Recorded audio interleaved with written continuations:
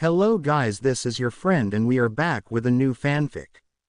Which is what if Naruto Uzumaki returned from death with a vengeful soul within him? A romantic journey with harem part 1.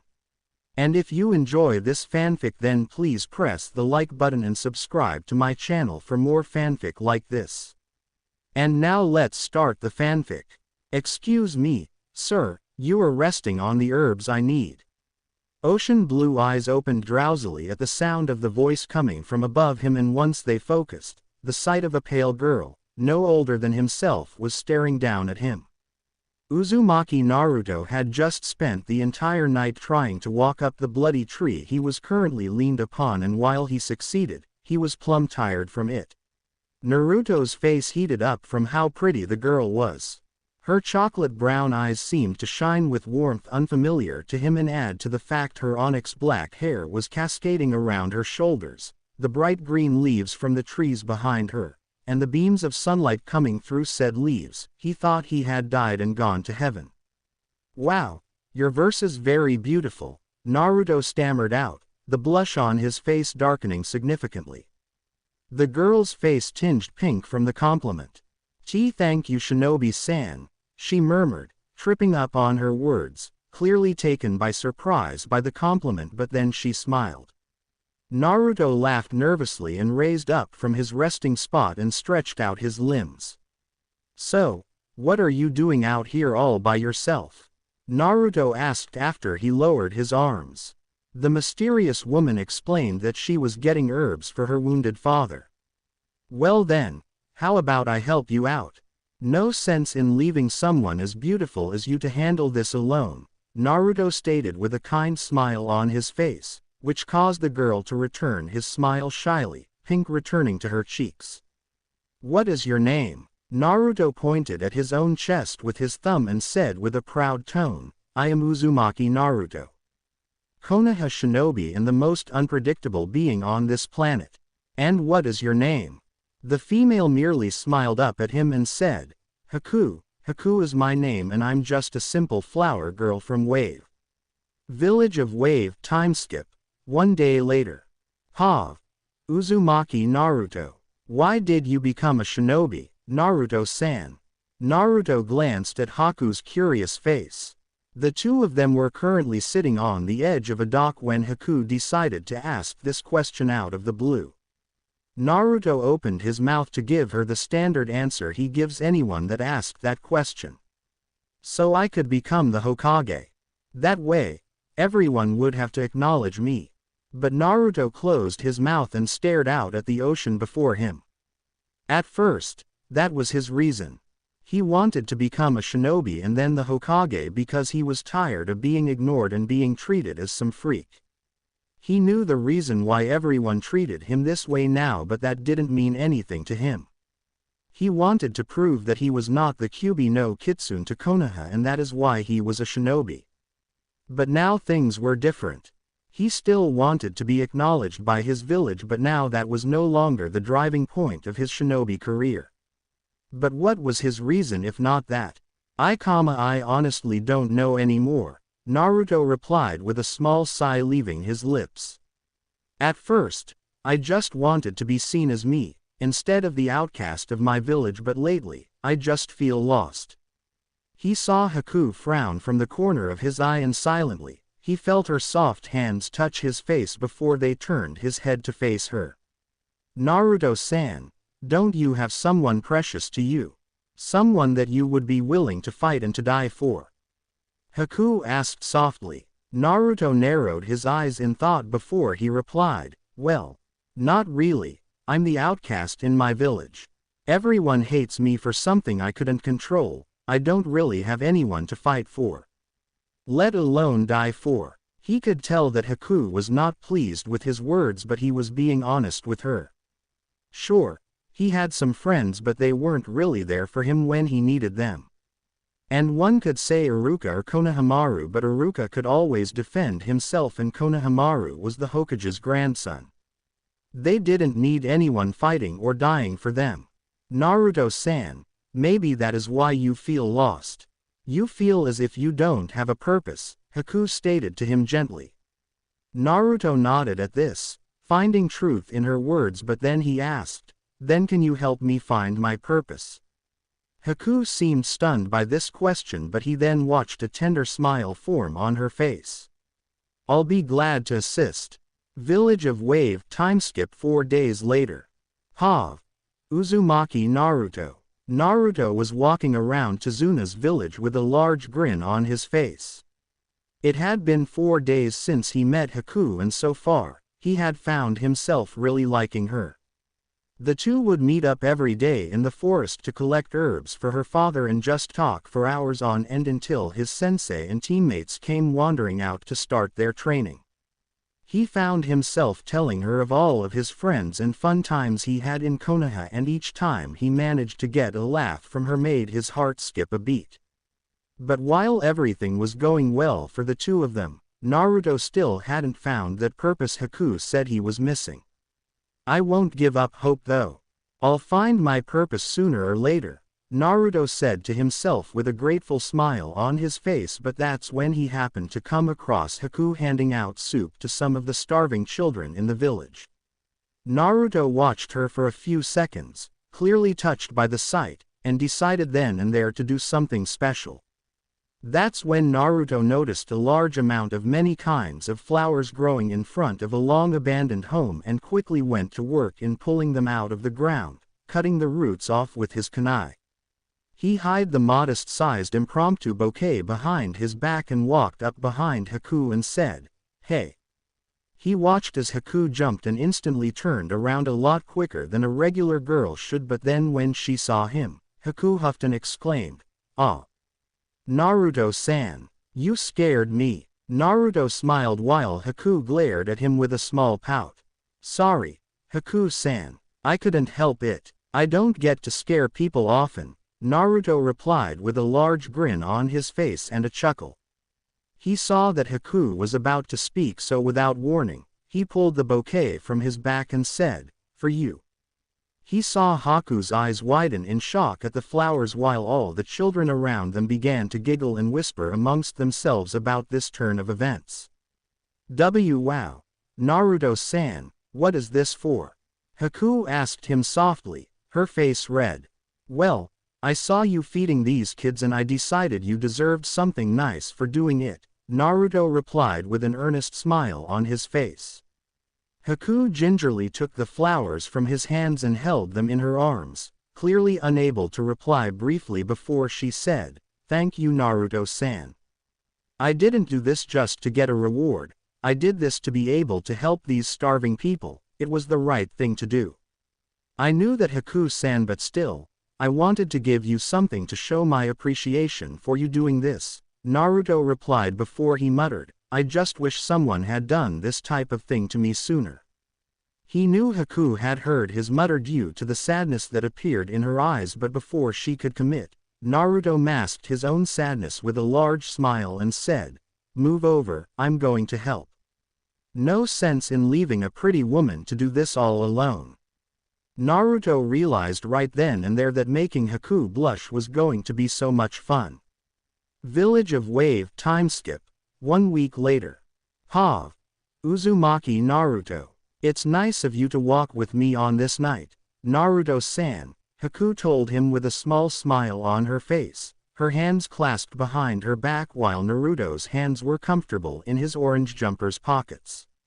Naruto snorted at her words and responded, "When a beautiful girl asks if you wanna walk with them, you say, yes, in an instant. That's what my friend Kiba always told me." He heard Haku giggle beside him and he couldn't help but blush at the sweet-sounding music she had just made. "If you continue to flatter me, Naruto-san, I might start to believe it." Naruto instantly turned his head in alarm. She didn't find herself beautiful. "You must be kidding, Haku-san. You are very beautiful. Who would lie about something like that?" Naruto asked, his tone showing no amusement in her words. Naruto watched as Haku's pace slowed to a stop as she lowered her head and said, "You'd be surprised." Naruto didn't know what compelled him to do what he did, but before he could stop himself, his hand gently caressed her cheek before he tilted her head up, forcing her to look into his eyes. I am surprised because they must be blind as bats. I mean, look at you. Silky, long black hair, pale skin, huge warm brown eyes, and not to mention how nice you are. You are very beautiful, Naruto told her genuinely. Why you continue to flatter? Haku muttered, but Naruto wouldn't let her finish. I'm not trying to flatter you, Haku-san. I only speak the truth. I mean seriously. You're not only beautiful on the outside, you're beautiful on the inside as well. Ever since I met you, you have been doing nice things. Getting herbs for your father, feeding the kids of the village every single day, and not to mention keeping the children's spirits up when stuff is going bad. You are amazing. I don't feel amazing. I've done a lot of terrible things for my precious person. I just want to do something good for once, Haku stammered softly, making Naruto frown a bit. What did Haku do that was so bad?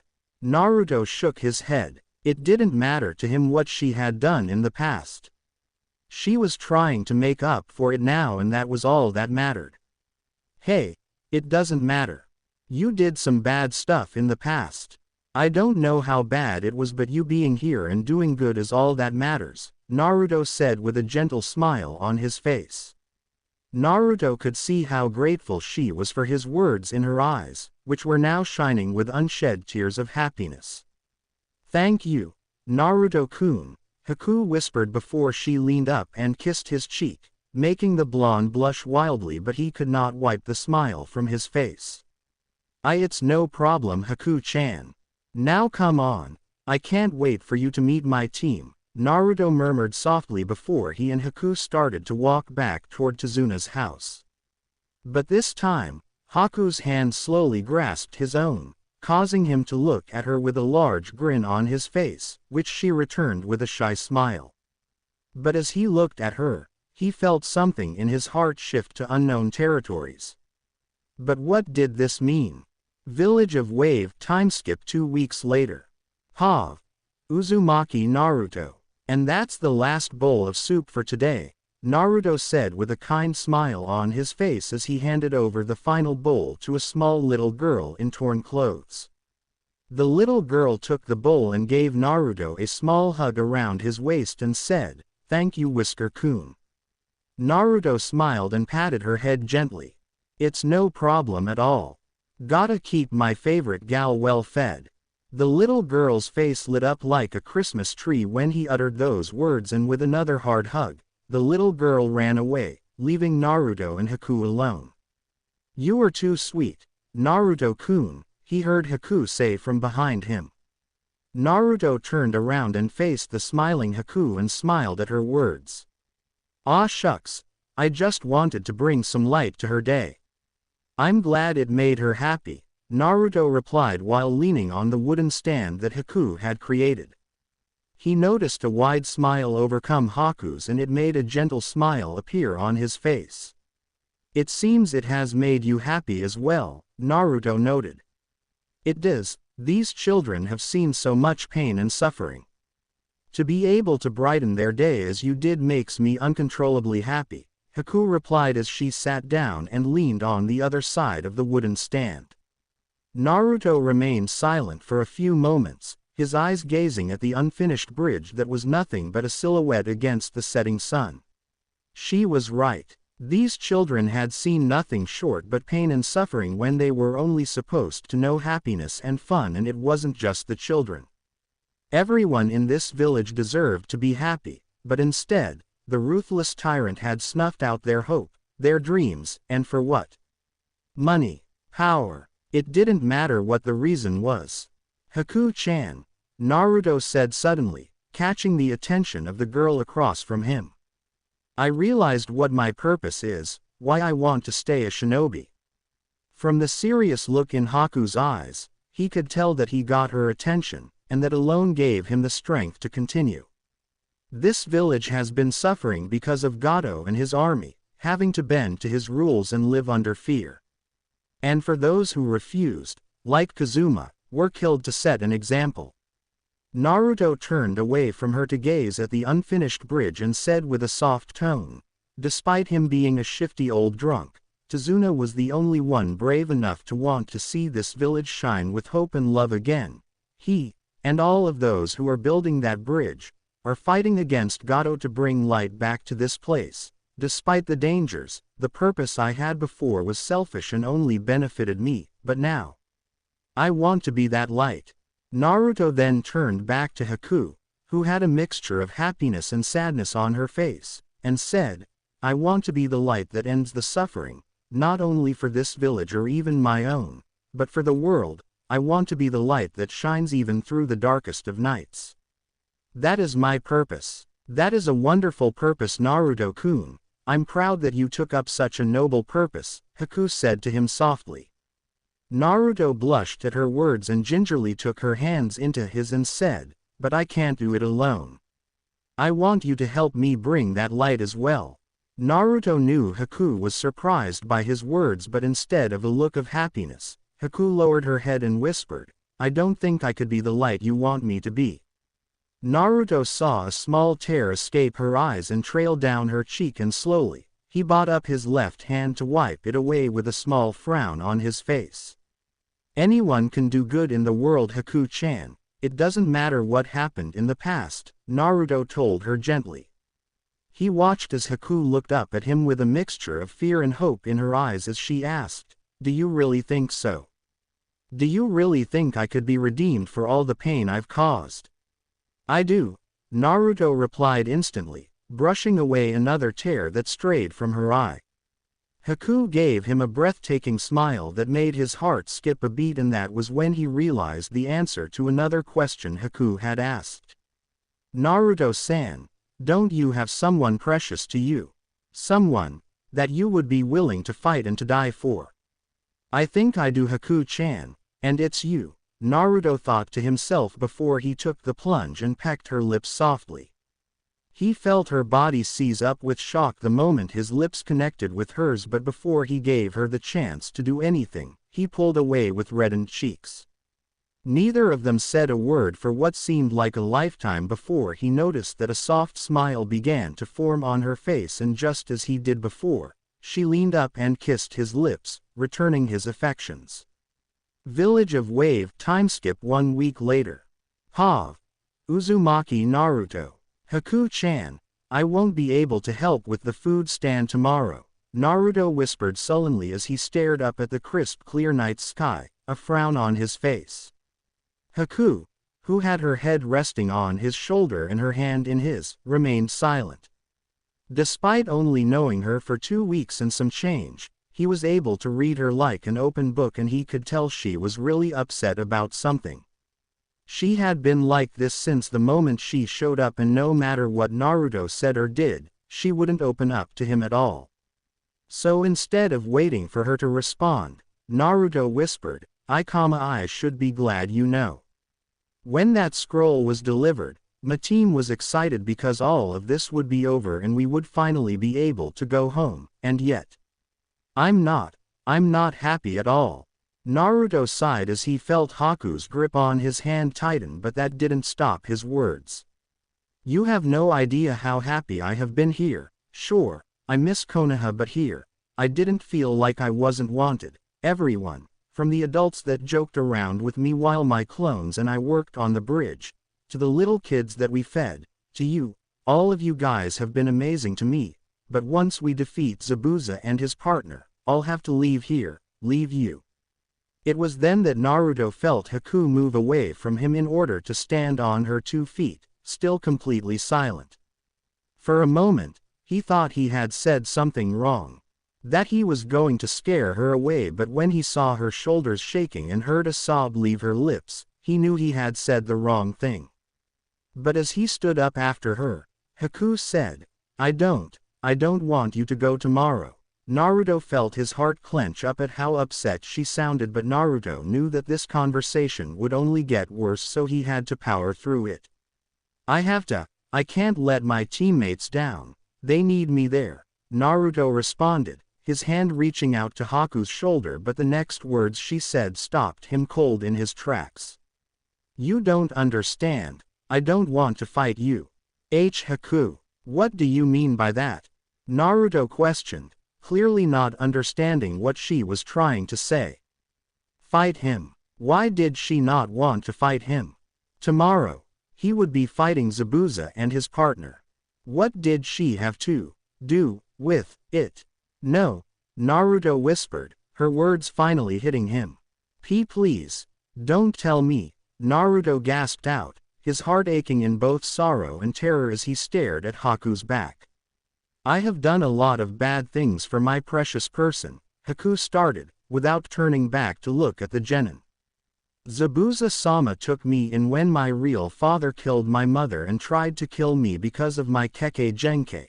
He gave me purpose, and all I ever wanted was to be his tool. I wanted to fight for his ideals and his dreams, to die if he ever needed it of me, Haku told him with a shaky voice, trying to keep the sobs at bay. Naruto couldn't believe this. Haku, the very same Haku he had been kissing and cuddling and helping feed the children day in and day out, was Zabuza's accomplice. The very same accomplice that he would be fighting tomorrow. Why didn't you tell me? Naruto asked her, a look of hurt on his face.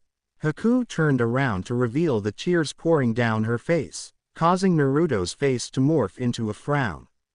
I couldn't. No matter how many times I wanted to tell you, I couldn't. I was scared of hurting you. Haku fell to her knees and sobbed into her hands. I didn't want any of this. I didn't ask for my heart to be taken by my master's enemy, and yet here I am. Kneeling before my enemy, my heart solely in his hands. I've never been terrified like this before. I want to obey Zabuza-sama, but I'm scared. I'm scared that I might have to kill you. Without stopping himself, Naruto's arms found themselves wrapping around Haku's slim form as she began to break down against him, his wet face burying itself against his neck and her arms wrapped around him as well. Please, she uttered against his neck. Don't go to the bridge. I don't want you to die. I've already lost so much, I can't lose you as well. But Naruto knew that despite her pleas, he couldn't abandon his team. Taking a breath, Naruto said, I don't want to fight you either, and I don't want you to die, but I can't allow myself to turn my back on my team. In the same way, I'm sure you can't turn your back on Zabuza. He saved you from possible death. That outweighs how you feel about me. Haku pulled away from him just enough that she was looking at him in his eyes and said, That's not true. Naruto-kun, I love you.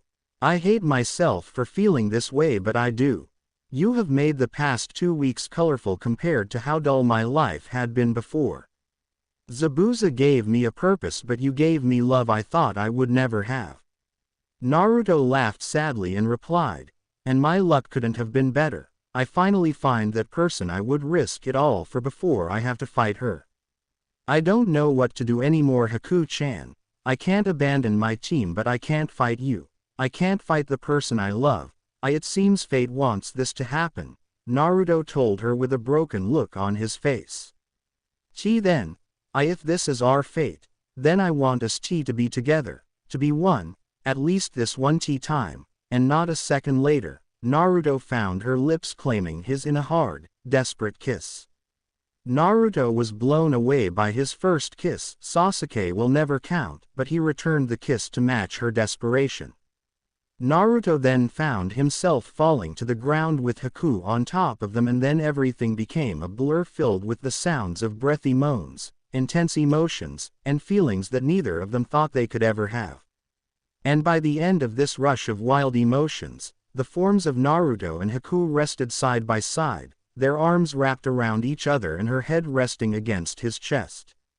Whatever happens tomorrow, I will always love you, Naruto-kun, Haku breathed out softly, her fingers intertwined with his own. And I will always love you, Haku-chan, Naruto whispered. And no matter what happens tomorrow, the both of us will walk away alive, and together, Naruto thought to himself as held her close to his body, a look of determination on his face. Village of Wave. Timeskip 5 hours later. Uzumaki. Naruto. The battle at the bridge had been an intense one from the get-go. Sasuke and Haku fought one-on-one while Kakashi and Zabuza did the same, leaving Sakura to guard the fearful Tazuna.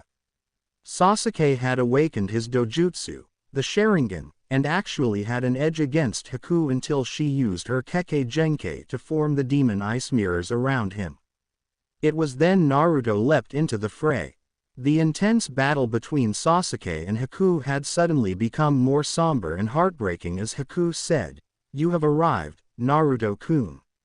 I was a little late but I couldn't let the Tem here fight you, Haku-chan." Naruto responded softly, ignoring the look of shock on Sasuke's face when he said her name. "Dope. This is Haku. The same Haku that has eaten with us dozens of times?" Sasuke asked in horror, his hands shaking in terror.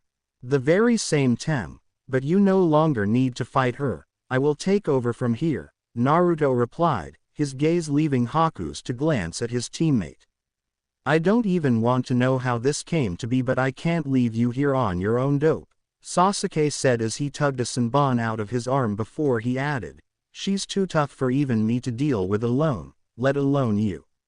"Sasuke, please," Naruto asked again, his voice tinged in desperation.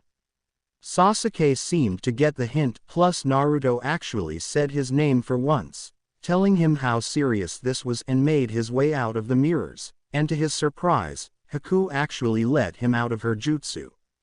Naruto turned to the image of Haku that was in the mirror near the top of the dome and said, "Don't hold back, because I won't." Haku nodded and pulled out 3 Senbon and with that, the battle was on. For 10 agonizing minutes, Naruto had to withstand that storm of Senbon that kept coming his way, and no matter how many clones he threw at her, she was just too fast for him, but he didn't give up. Because he had a plan. Outside of this dome, 10 of his clones stood to watch over Zabuza and Kakashi's battle, and from what Iruka had told him about his clones is that any time one was killed, any information they saw would return to him. So now it was time to use this to his advantage. He was going to have the clones kill one another whenever something big happened during the Kakashi and Zabuza fight while drawing out his fight as well, so if Zabuza was killed and she was still fighting him, Haku would have no reason to fight him and they could walk out together. He knew that what he was doing was underhanded, but this was the only way he could keep them both alive. But after 10 minutes of this, Naruto fell to his knees, dozens of Senbons sticking out of his body, his own blood flowing from the needles and onto the bridge beneath him. Please Naruto-kun, don't stand up," he heard Haku plead as his breathing came out hoarse and weak. Slowly, Naruto forced himself onto his feet and panted heavily. I'm not done yet," Naruto growled out weakly, his entire body shaking from the pain he was in, but he would not allow himself to give in yet. Keep going," Naruto commanded, his vision blurring briefly before straightening out to reveal Haku charging towards him, 3 Senbon clenched in her fists. Naruto leapt forward, summoned a clone, which pushed him away, and took the Senbons in the chest, leaving the real Naruto free to punch Haku in the jaw as hard as humanly possible, causing her mask to crack. Naruto and Haku both slammed to the ground, neither of them willing to move. One out of the pain of many needles in his body, and the other being unable to continue this fight further. Naruto forced himself up to his knees and started to tug the various Senbon out of his body while Haku continued to lie on the bridge, not bothering to move. Naruto turned to Haku and pushed himself up to his feet but stumbled back to the ground hard. Well, this isn't looking too good," Naruto groaned out as he pushed himself off the bridge. His legs were a bit numb but Naruto would force himself through it. Suddenly, an image of 2 dogs holding Zabuza by the arms while Kakashi prepared some type of jutsu appeared in his head and it made Naruto grin slightly. He just had to stall just a little bit longer. Naruto got back on his feet and took 3 stumbling steps forward to Haku before he fell down to one knee, but he was close enough to hear sobbing coming from behind her mask. "Haku-chan," Naruto said while he reached out to her and removed her mask, revealing her tear-streaked face. "I couldn't do it," Haku said immediately, not caring if her mask was removed from her face. Zabuza-sama told me to kill you but I couldn't. I couldn't kill you at all. I failed him but I am happy that I failed him, and that makes it so much worse. Haku then turned to Naruto and asked, if I can't even obey my master's orders, how could ever help you in your cause to bring light to this world? Naruto could see how torn up she was about her love for him and her loyalty to her master. She looked so lost and scared that it made his heart hurt. The sounds of chirping birds were heard echoing from the mist that was cast over the bridge, and an image of Kakashi holding what looked like a damn ball of lightning in his right hand appeared in his head. Haku! Zabuza suddenly shouted, causing Haku to clench her eyes shut, her hands covering most of her face. Don't go Haku-chan, Naruto said with a look of fear on his face, knowing that deep down, he wouldn't be able to stop her. I have to do it. I can't let him die, Haku muttered with a sad smile on her face. Naruto felt her cold hands brush up against his cheek. Maybe it's better this way. I can fulfill my promise to be a better tool, and to make sure that you stay alive, Haku whispered before Naruto felt her whisk past him as quickly as possible. No, I can't let that happen. Naruto thought wildly as he twisted his body and attempted to run, but he found himself slamming to the ground hard. Damn it! Naruto shouted angrily as he slammed his fist against the concrete below him. He couldn't allow her to die. This world needed kind-hearted people like her in it. He was just the village pariah who everyone hated. He had no future. He had nothing. What kind of man would he be if he couldn't keep the woman he loved alive? I need to get up.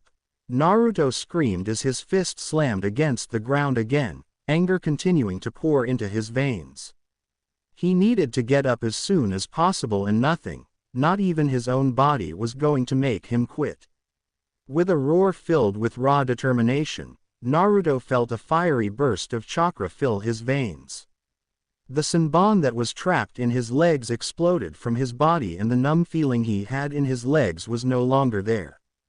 Like a bat out of hell, Naruto charged through the mist at such a high speed, his feet were gliding over the ground. The sound of the chirping birds was growing louder to his ears, but it sounded like it was moving as well. Almost there. I have to stop it. Naruto raged within his head as he pushed his speed to the highest level until his eyes gazed upon the image of Haku, standing in front of the limp-armed Zabuza as Kakashi's lightning-covered hand aimed at Haku's chest. Just one more push, Naruto thought, as a burst of chakra managed to get him between the arm and Haku herself. Naruto had no time to breathe a sigh of relief, however, because a searing pain shattered his right shoulder blade all the way to his chest. Oh my god, Naruto! His sensei screamed into his ear in horror at what he had just done, but Naruto didn't care. All he was concerned about was Haku, who seemed to be horrified at him being in front of her at that time. Barely made it, Naruto wheezed out, blood dribbling from his mouth as he gave a weak smile to the Nuke-nin before him.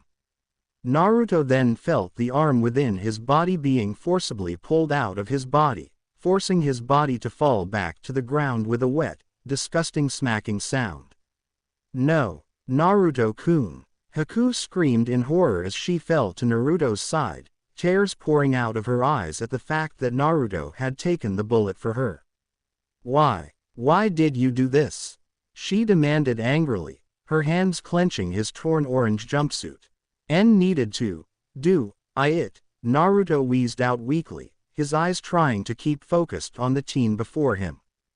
Haku's forehead met his bloody jacket as she screamed his name in agony.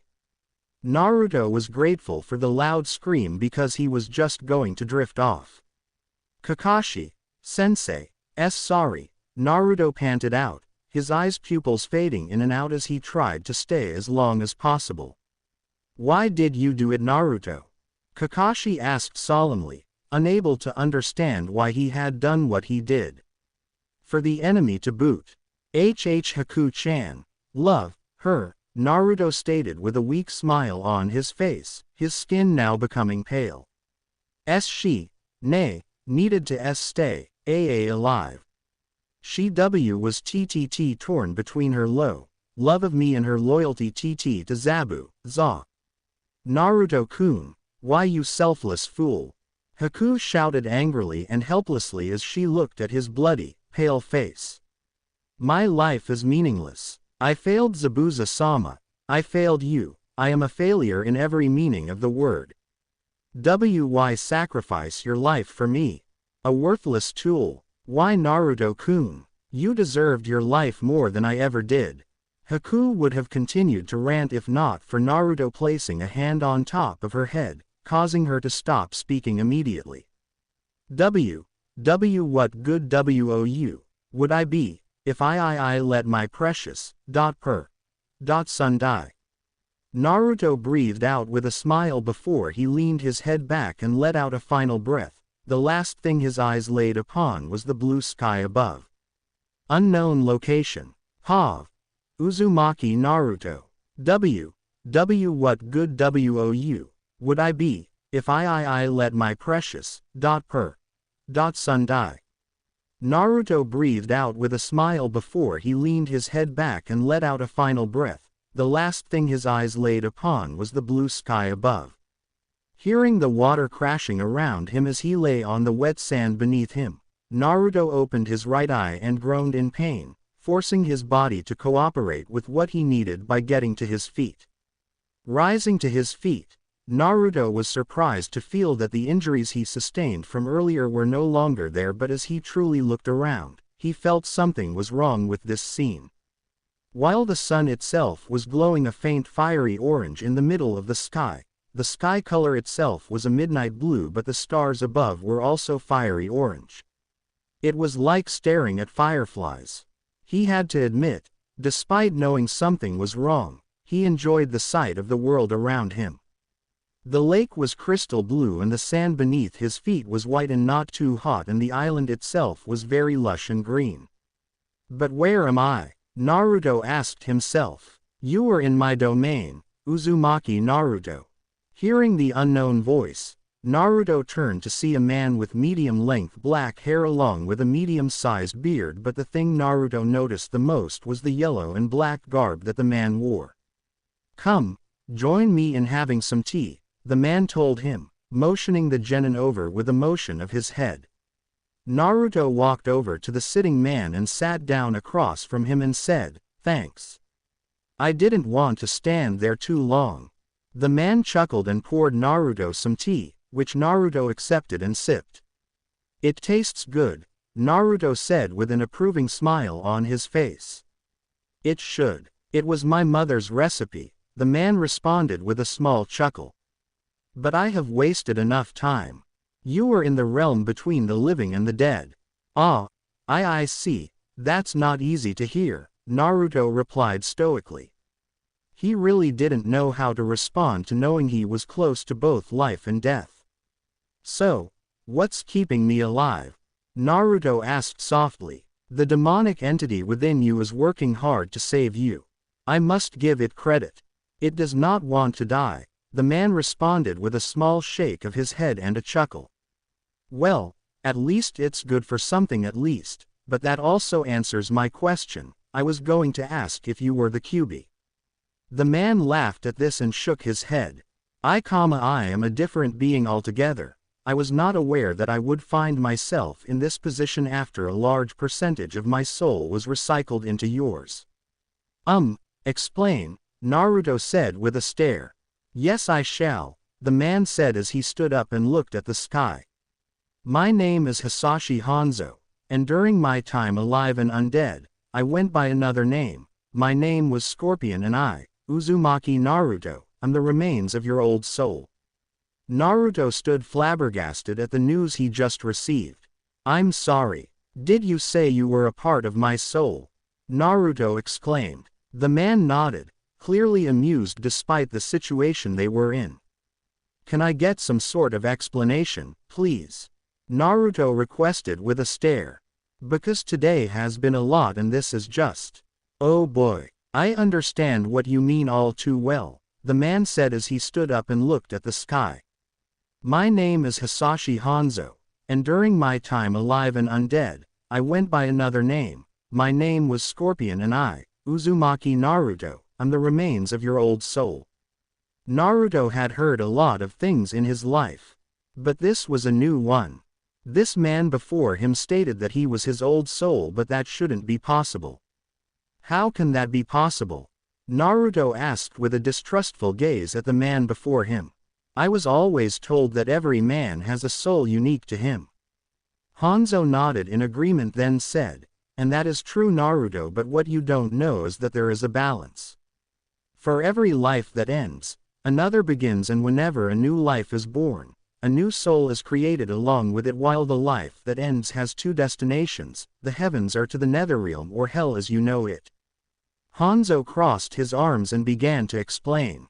Normally, these two paths do not overlap, because as you said, a soul is unique to the new life, but there is a small window that appears between the death of a being and the birth of a new being, and if it happens between that nanosecond window, the soul of the recently deceased becomes reconstructed into a blank slate.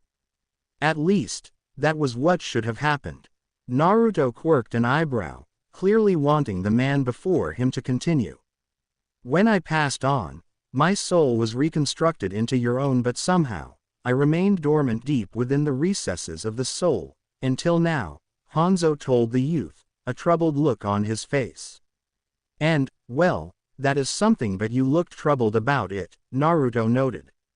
Shouldn't you be happy that you are back? I know I would be. I am troubled because this spells death for us both, and not just physically, Hanzo replied sharply, his eyes narrowing down at the blonde in front of him. This meeting was never to happen. I'm sure I was to remain dormant until your passing, where things would have progressed naturally, but because I returned, it's causing our soul to fracture. That's bad, but how bad? Naruto asked with a fearful tone in his voice. When a soul fractures for any reason, it only has 10 minutes to heal that fracture before it becomes unstable until it shatters like glass.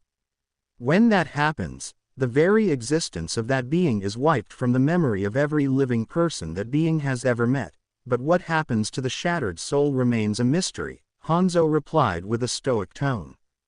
Naruto's eyes widened in horror at the words that were just spoken from his past life.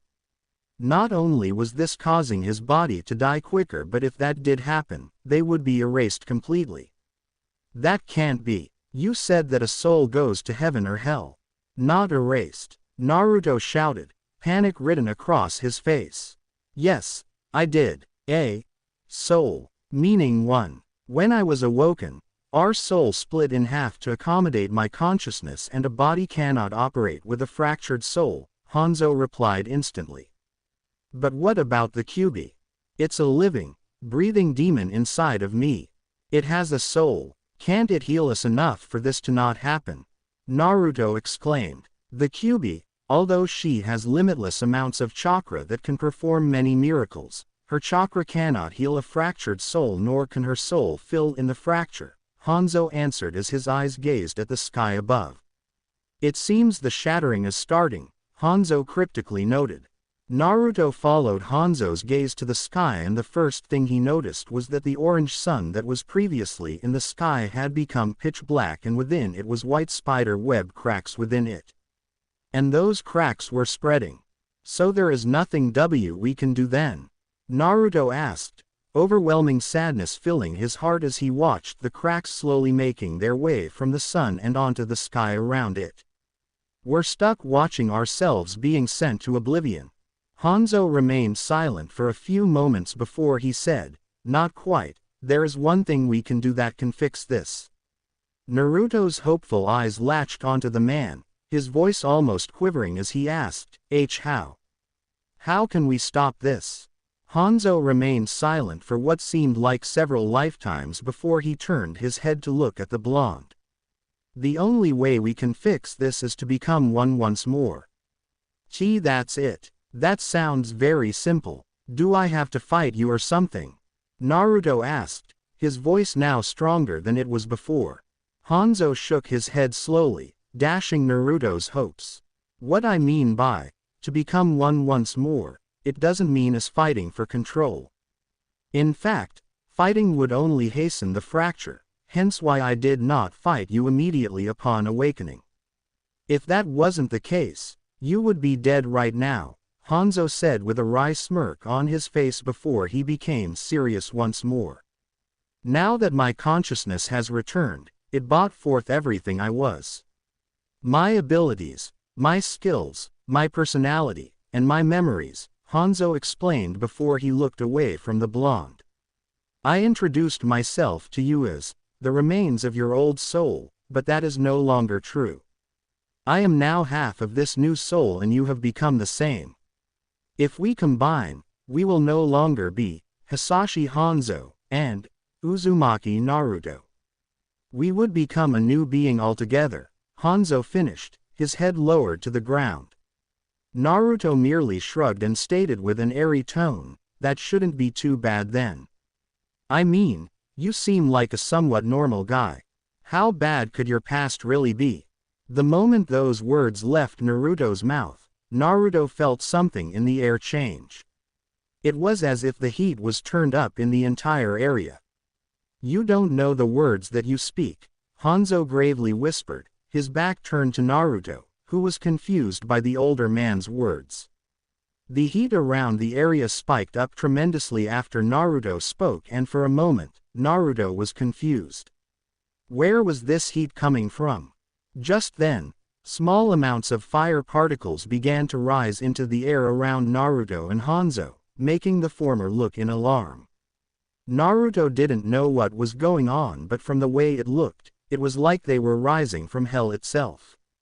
Naruto turned to Hanzo, who was eerily quiet this entire time and was about to open his mouth when a large burst of flame erupted from out of Hanzo's body, causing Naruto to fly back onto the ground. What the hell is going on? Naruto shouted as the echoed roar of Hanzo was heard from the large tower of fire that had warped around the man. Without warning, the fire quickly dispersed from around the man, but when the figure turned around, Naruto received a shock. The figure was wearing two black and gold greaves which had a gold scorpion design along with baggy black pants that held a large silver belt with a skull in the middle of it. Coming from beneath the belt was a gold-colored sash with a gold-colored metal trim that hung down to the figure's thighs. The figure's chest had two thick wide gold armored straps that were across his bare chest and went down behind the belt, which was presumably attached to the sash, but on both straps of armor were two lines of 3 golden spikes with a single spike underneath the 2 lines. Also on the figure's chest were large chains that were attached to the shackles around the neck of the figure and the sides of the belt. The figure also had his right arm, from his knuckles to bicep, covered in thin chains, while the left arm bore a black metal gauntlet that bore a gold scorpion on it. But when Naruto finally gazed upon the head, his stomach dropped. Instead of the stern, masculine bearded Japanese face of Hanzo was the head of a complete skull, and to make matters worse, the skull was on fire. What the hell are you? Naruto screamed, terrified of the image before him. The figure began to walk towards him, the hellish fire around him licking and scorching the green grass beneath his feet as he screeched, "I am revenge taken form. I am the result of destroying and rebuilding one's soul from the flames of the Netherrealm itself. I am the ultimate force in death and destruction. I am Scorpion, the undead wraith of Hisashi Hanzo." Scorpion grabbed the terrified Naruto by his jacket and got his face close to Naruto's own and shouted, "You think, in your tiny human mind, that what I've gone through was just rough? You do not know the words that you speak. I have battled mortals, demons, demigods, and even gods themselves. I have died, been undead, and returned to life. I have seen things that will make your soul weep for eons. I know the pain that you wouldn't wish on your worst enemies, and you dare try to lessen the impact of my misery." Naruto was so scared and speechless that he couldn't even process the words coming from the undead specter's mouth. All he could do was stare into the eyeless, flaming sockets of the skull before him. You are speechless before the image you see before you. Imagine being forced into this form. Imagine all that you know being stripped away from you through waves of agony, rage, and despair by means of bathing in the fires of hell. Imagine drowning underneath your own revenge as the screams of your wife and son as they are being murdered inside of your head repeatedly while you are unable to save them.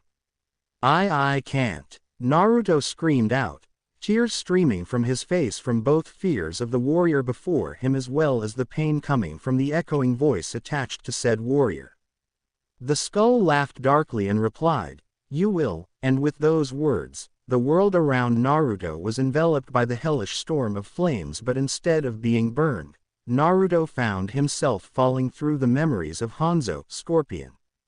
Naruto could see it all. Naruto was forced to watch all of the happiness Hanzo had from the moment he was a small child to his time as a grown man and the leader of his clan, the Shirai Ryu, with his beautiful wife Kana and his infant son by his side. It was then Naruto watched as a bunch of warriors in blue storm through the clan and kill everyone there. He watched Hanzo fight valiantly, but he was killed by the Lin Kuei assassin Sub-Zero, his head and spine ripped from his body. The last image Hanzo saw was the frozen corpses of his wife and child.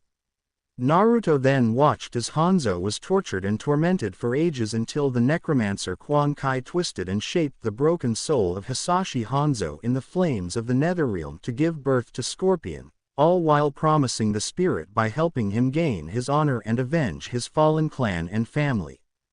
With wide eyes, Naruto watched as the Thunder God Raiden urged Scorpion to defeat but not kill Sub-Zero, promising him that he would make a request to the Elder Gods to bring the Shirai Ryu and the Hellspawn's family back to life, but only if Sub-Zero remained alive. Scorpion contemplated Raiden's offer of bringing his clan back to the world of the living and eventually looked towards Raiden and silently nodded his consent.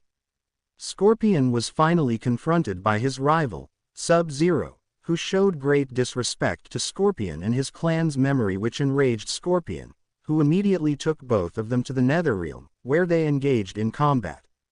In the end, Naruto saw that Scorpion emerged victorious and decided to spare Sub-Zero's life, only to have Quan Kai appear, ordering Scorpion to kill Sub-Zero. Remembering his bargain with Raiden, Scorpion refused, stating that Sub-Zero had been defeated. But the necromancer decided that it was now the time to replay what happened to Scorpion, and that proved to be effective because in gruesome detail, Naruto watched as Scorpion gained his vengeance on Sub-Zero, even as the cryomancer screamed his innocence. And because of this, the deal between him and the Thunder God was done. Scorpion was hardly satisfied and chose to continue fighting for Quan Kai.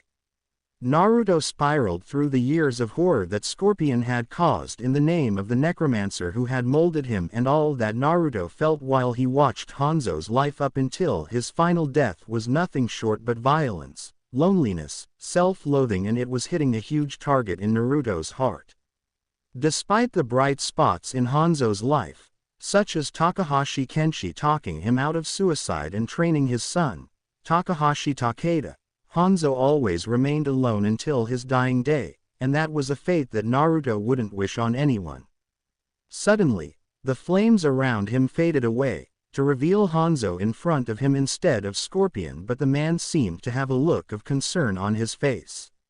"I apologize. I lost my cool," Hanzo said calmly, but the worry in his eyes was evident.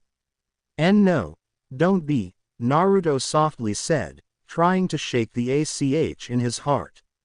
"It's funny, I was forced to watch everything about your past, and yet, despite the gore, the horrible images of hell and other things, there was one thing consistent." Naruto then lowered his head and whispered, "You were always lonely, when you weren't being with Quan Kai in the Netherrealm as Scorpion or training Takeda or having tea with Kenshi as Hanzo.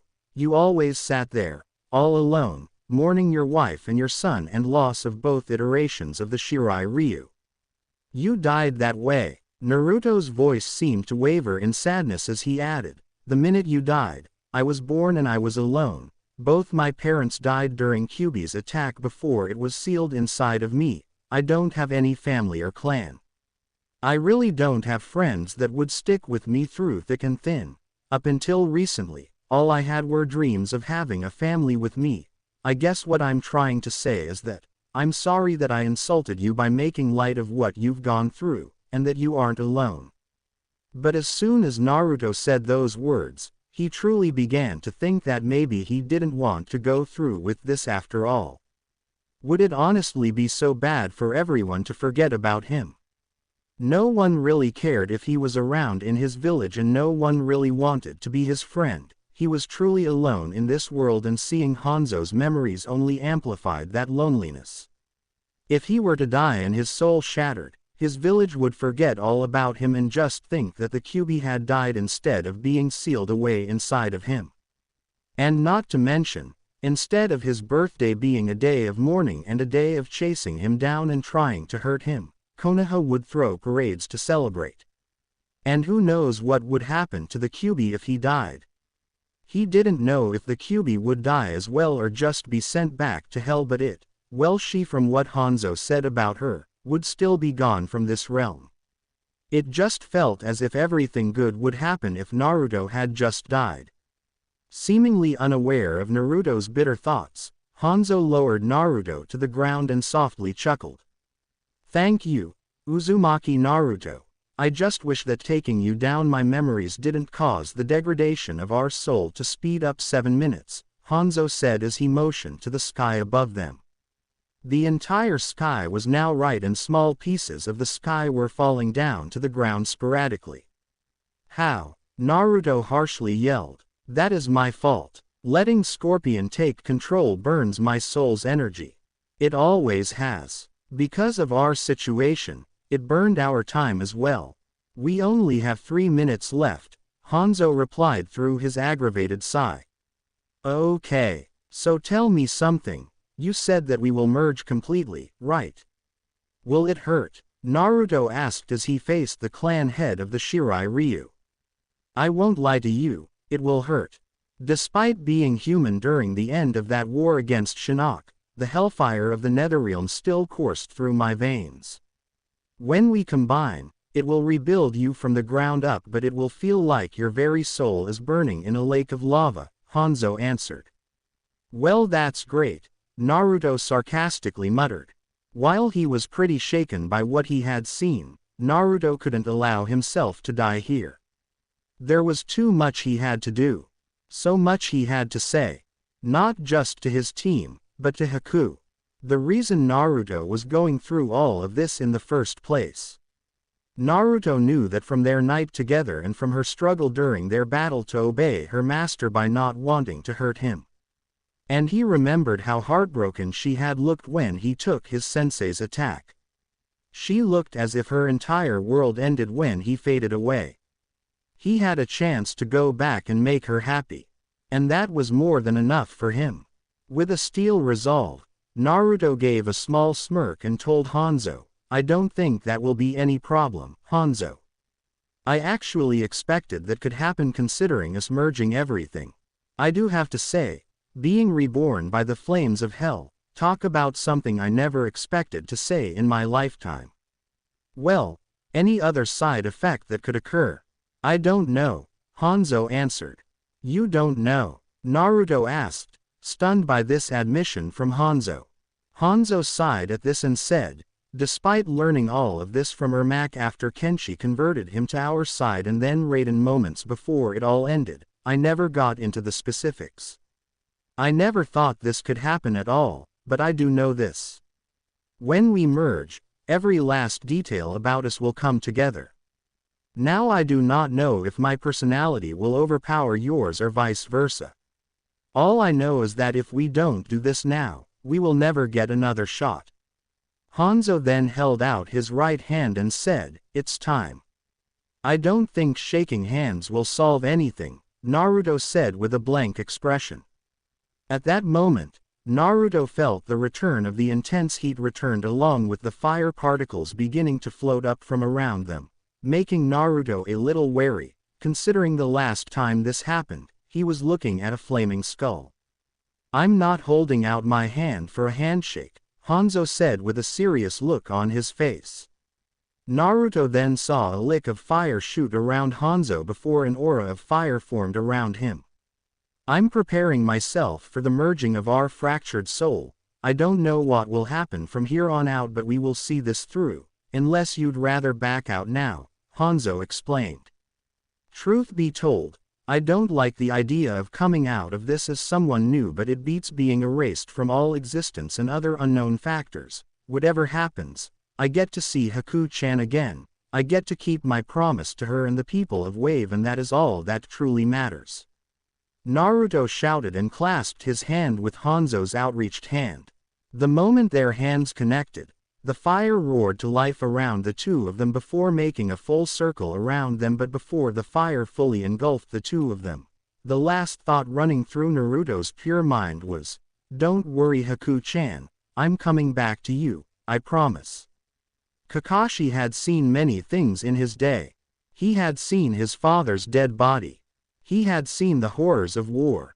He had seen his teammates' blood on his hands after he struck her down with his Raikiri. But the one thing he had never seen before was one shinobi sacrifice their life to save their enemy. And to make it stranger, the enemy was currently sobbing into his chest. "Kakashi, sensei, sorry," Naruto panted out, his eyes pupils fading in and out as he tried to stay as long as possible. Unfortunately, the shinobi that had done it was his student, the small child he had watched over since the early days of his Anbu career. "Uzumaki Naruto. Why did you do it, Naruto?" Kakashi asked solemnly, unable to fully understand why his student had taken the blow for his enemy. Haku-chan. Love her," Naruto stated with a weak smile on his face, his skin now becoming pale. Kakashi's eyes widened at this admission, able to connect the dots that were left by his dying student. He turned his head to the masked apprentice of Zabuza, who had removed their mask to reveal the kind girl Naruto had introduced them to one day.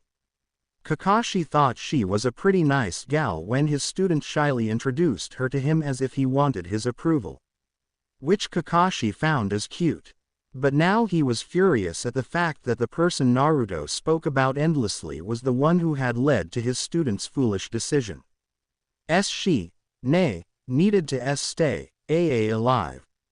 She was torn between her love of me and her loyalty to Zabu, Naruto said, pain filling his voice, causing Kakashi to leave his mind and look at his dying, dorky student.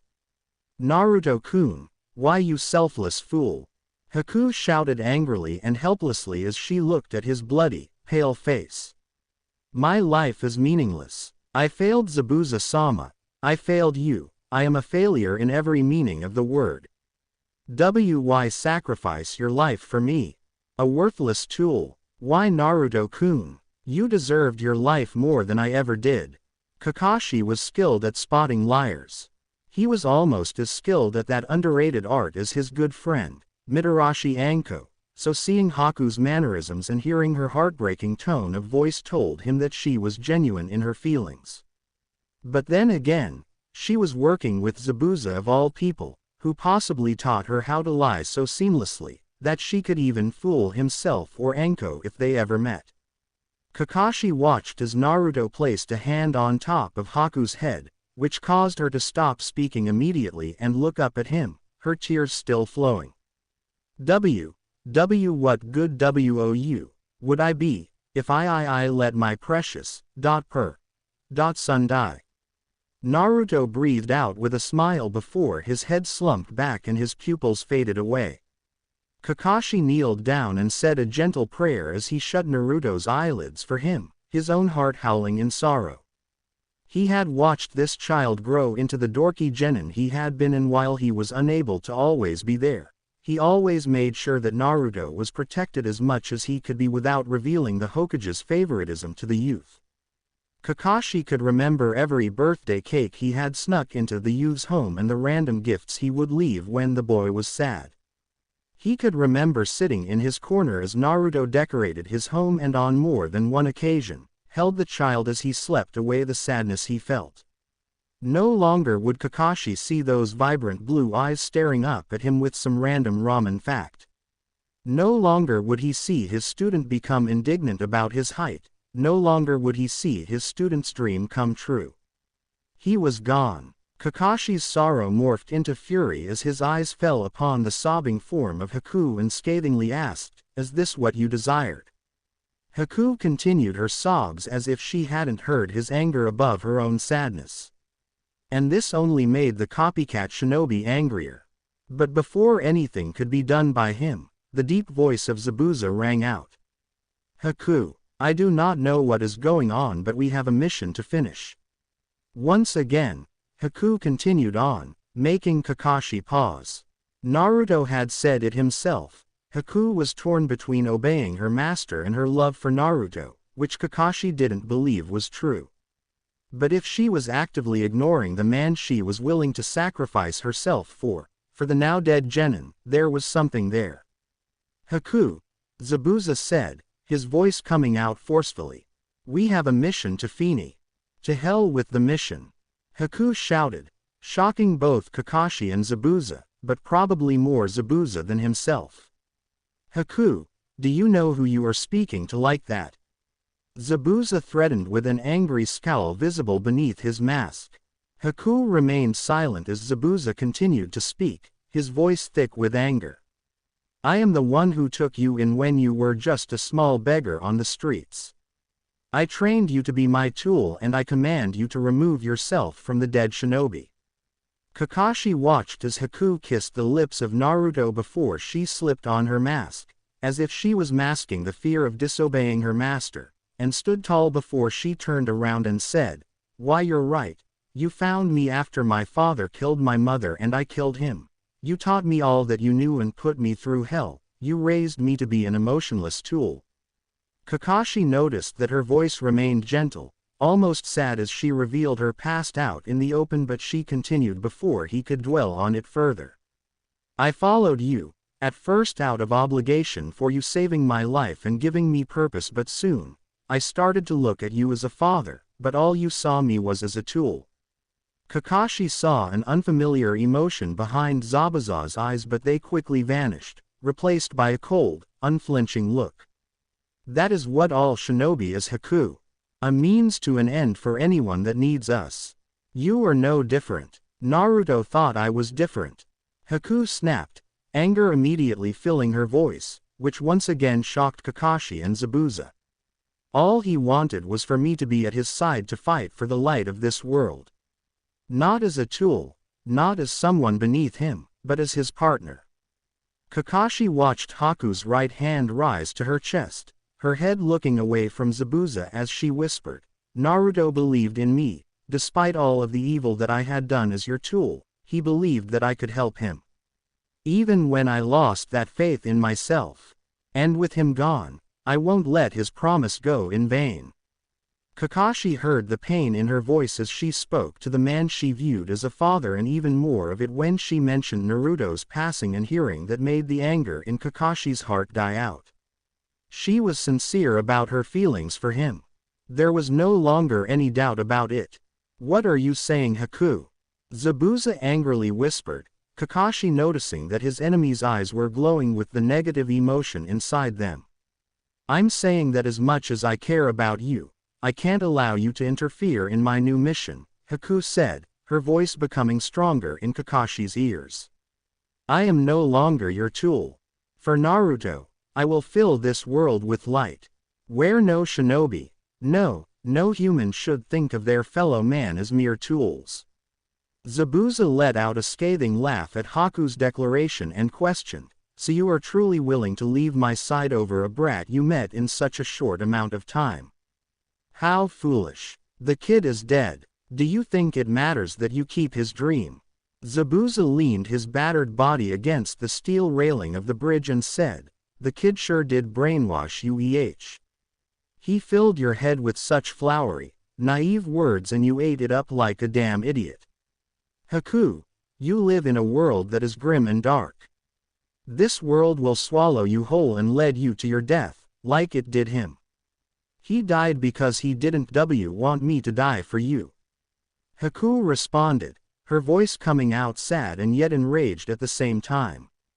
He sacrificed his life because he knew how much you meant to me, and yet you talk down about him like a mere roach. I won't allow you to disrespect him after his sacrifice. So what will you do, Haku? Will you fight me, the man who saved you from certain death, from a kid who was stupid enough to fall for his enemy? Zabuza asked with a grave tone in his voice. Haku silently shook her head and kneeled beside Naruto as she answered, I am no longer your tool. Out of respect for what you have done, I do not wish to fight you or kill you. I just want you to leave me here. I don't think I can let either of you go. Gato hired you both to kill Tazuna.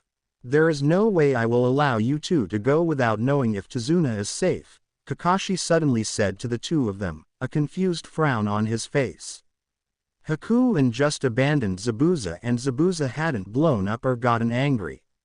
Instead, Kakashi noticed that Zabuza was staring at the young female, but that look was in his eyes. Kakashi noticed it once more, but it was so strong, he could finally realize what it was. Pride. Zabuza looked at Haku with pride. But why? Very well, Haku, Zabuza said with a nod. You wish to leave, I will allow it. You are no use to me as a tool anyways. You failed to do what you were trained to do anyways, and that was to have a cold heart. Kakashi could tell from Haku's body language that she was upset by Zabuza dismissing her as his tool, but then it became strong. Haku kneeled next to Naruto's body and replied, Zabuza-san, the moment Naruto-kun stepped on this bridge, I knew I couldn't fight and kill him or his team. Kakashi opened his mouth to speak, but a weasel-sounding voice coming from the distance was heard saying, such a sad conversation, Zabuza-san. So I assume that you couldn't complete your mission, Demon of the Hidden Mist.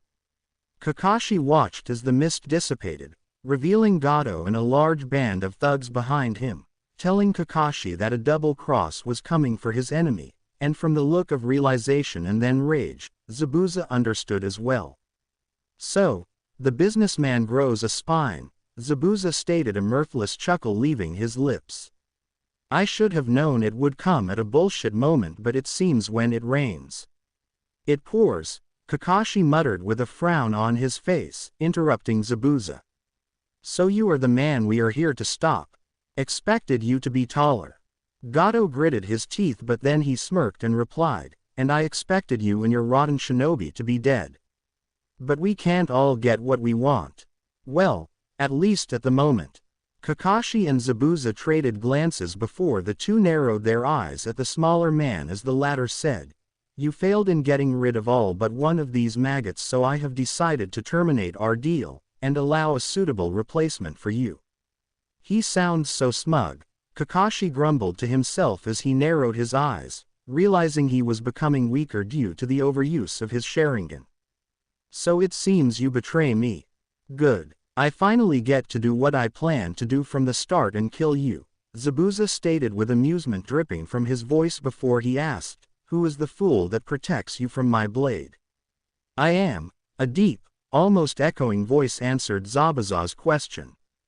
The crowd of thugs seemed to part as a 7-feet-tall male with blood-red armor which had a black GI above it, with the sleeves torn from it with black gloves, walked through the middle of the parted group.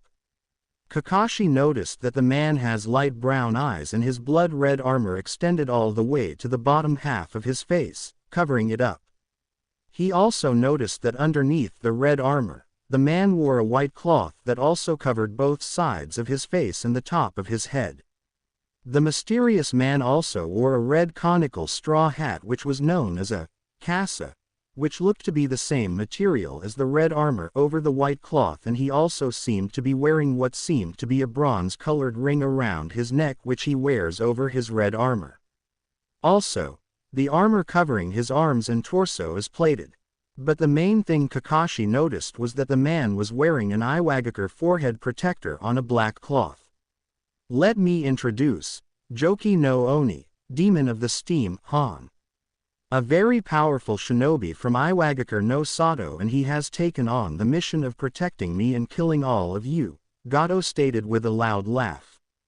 I always have a backup, Zabuza-san. And this one will be the end of you, Gato stated before he chuckled cruelly. And I will enjoy watching you all die. Kakashi let out a harsh scoff and stood tall and replied, you think adding him will stop my team and I from completing our mission? Trust me, it'll only make me angrier and that makes me more determined. Kakashi, Zabuza stated with a smirk. Looks like since my contract has been ended, I no longer need to fight you. Well, that is all well and good, but now we have a new problem. Do you mind the team up of the desperation variety? Kakashi asked with a nonchalant tone, despite the severity of the situation. I would like nothing more. My arms are weakened but thankfully not broken. I should still be able to wield Kubikiri Hako just at half power, Zabuza growled out as he picked up his blade from the ground and held it at his side. Kakashi could see Zabuza's arms shake under the weight of the blade as well as the blood dripping from multiple wounds on the man's arms, but he would not denounce his strength now.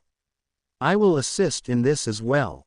Kakashi and Zabuza looked back and saw Haku walking in the middle of the two, her voice as cold as the elemental Kekkei Genkei she wielded. Haku, Zabuza breathed out, his eyes narrowed at the female Nuke Nin. I may not be your tool, but Naruto-kun died wanting to liberate this village and Gato is the one in the way. I will start his dream by ending the very mission that gave him this dream, Haku stated as she pulled out her senbon. Kakashi nodded and said, trust me, the more, the merrier.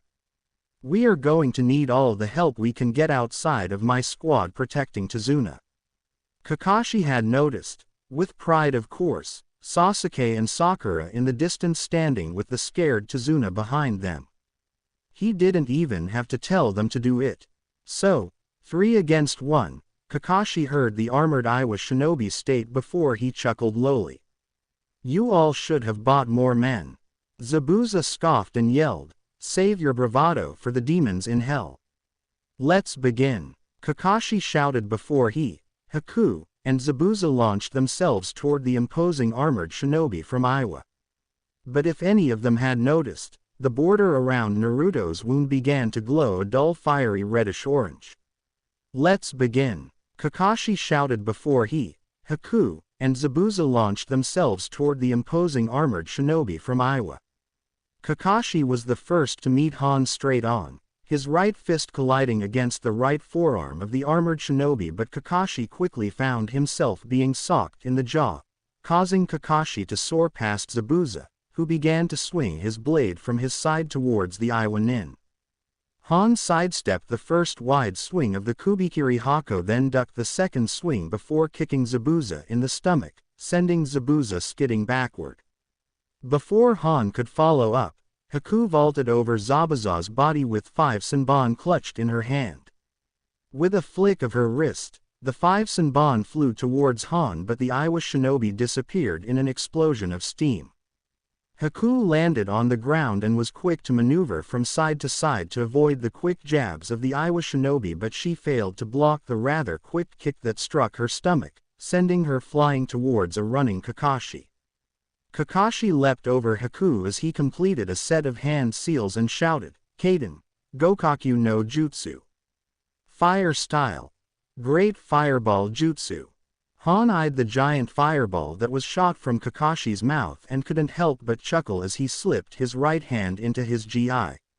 With a burst of steam from the furnace attached to his armor, Han muttered, Futen, Joki Domu, boil style, steam dome. The steam around Han quickly whipped up around him into a hazy orb around him as Kakashi's jutsu slammed into the orb, clashing wildly.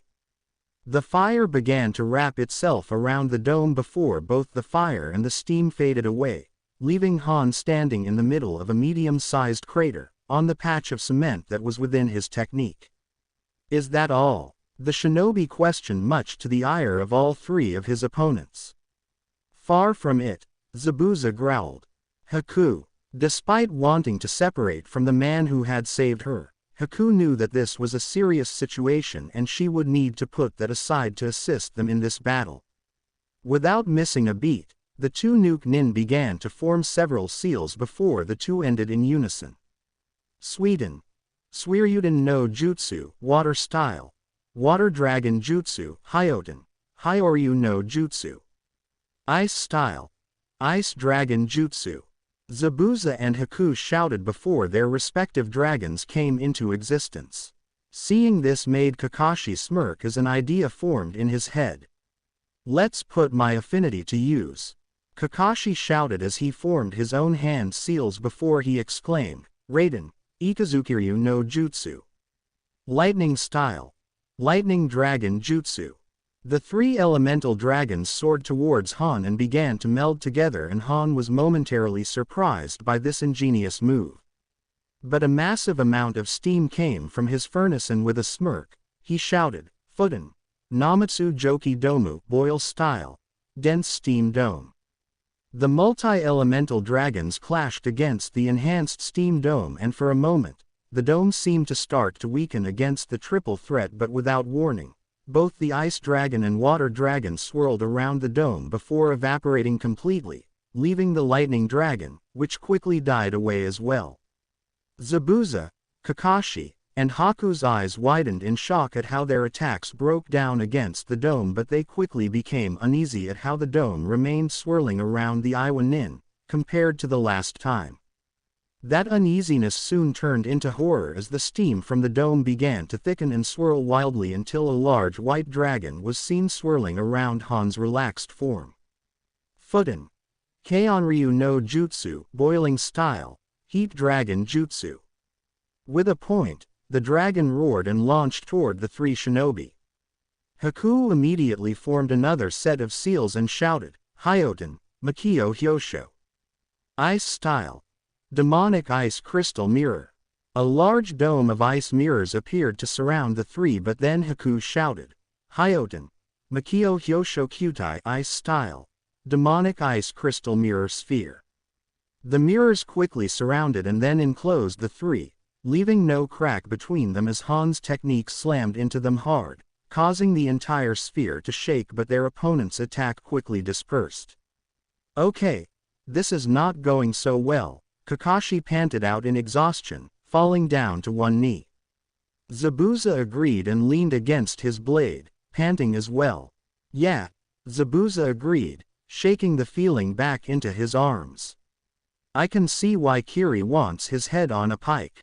He's damn near invincible with his Futen, even Mei would have a hard time with him. Kakashi grunted in response. It didn't take a genius to realize that the only reason the two of them were so beat was due to being low on chakra from not only their own battle with each other but also launching some of their strongest techniques. Only Haku seemed well off in terms of chakra, but who knew when that would last. Their opponent's steam was giving him unnatural abilities, and because of this, not only was Han able to defeat his jutsu on its own, but he was able to defeat the unified force of Haku, Zabuza, and himself as well. And despite being close to blacking out from chakra exhaustion, their attack should have been able to take him out. If that steam was able to do all of that, would his Reikiri even work? Only one way to find out, Kakashi mentally growled out, momentarily shutting his left eye to reserve some sort of energy as he popped a soldier pill into his mouth, which gave him enough of a boost to summon one final Reikiri. He didn't want to use this technique, but he had no choice at this rate. The Iwa Shinobi was a tough competitor and they needed to take him down. Alright, I have a plan, Kakashi said with a harsh cough. I only have one more Reikiri in me before I'm completely tapped out and no use to you guys, but I need a few seconds to prepare. I'm surprised you're willing to use that again after killing your student with it, Zabuza coldly commented, making Kakashi flinch at his words. I don't want to do it, but it needs to be done, Kakashi stated with narrowed eyes towards Zabuza. Zabuza scoffed and said, I'll give you the time. Haku, keep the sphere around Kakashi until the very last second.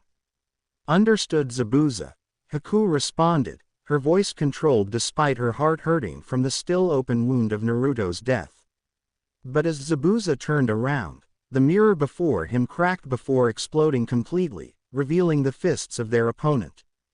Zabuza swiftly lifted up Kubikiri Hako and managed to get the blade to protect his chest as well as Kakashi's mere seconds before the fists slammed into them, sending them both through the ice mirror behind them. Han came skidding into the middle of the mirrors, his body exuding the steam that had been built up within his armor, but Haku quickly flew into the mirror and replaced the broken ice mirrors instantly.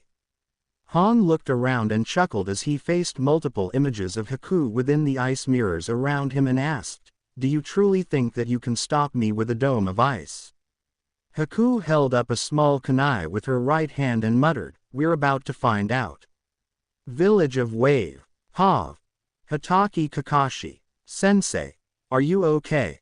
Kakashi groaned as he leaned up from the ground with Sakura kneeling on the left side while Sasuke held a kunai against the downed Zabuza's throat a few feet away.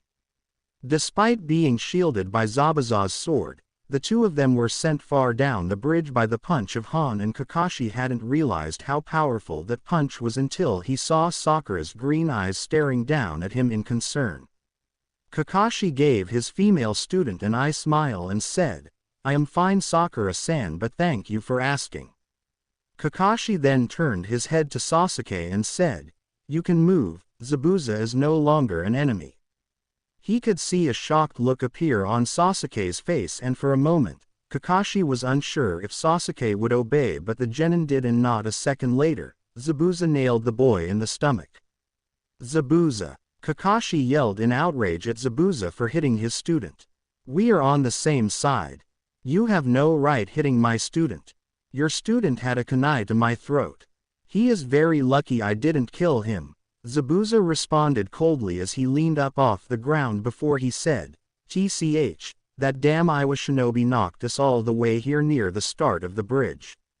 "Yeah, despite the mirrors Haku made to slow down our flight," Kakashi muttered as he got up on his feet. "We need to hurry. Who knows how long Haku can stand up to him?" "Haku," Sasuke muttered, causing Kakashi's eyes to glance at the genin. "Haku, the girl Naruto bought to dinner that night. She's the one I was fighting earlier before Naruto told me to leave. What does she have to do with this? Why are you not fighting Zabuza? And where the hell is the dope anyways? He should be helping us guard Tazuna." Kakashi turned to Zabuza and said, "You go ahead. I'll catch up soon." Zabuza scoffed at this and quickly dashed away, leaving Kakashi alone with his remaining students and Tazuna, who had fainted due to exhaustion and fear. Kakashi was going to ask how they didn't know about Naruto, but Kakashi quickly realized that the fog was truly thick and they were far away enough to not see what had happened to the blonde, but not far enough for him to not sense their chakra signatures. He decided that he would let them in on to why he was helping Zabuza and Haku, but he wanted to avoid telling them about Naruto until the mission was complete. Gato betrayed Zabuza during our battle and bought a strong shinobi to kill us all.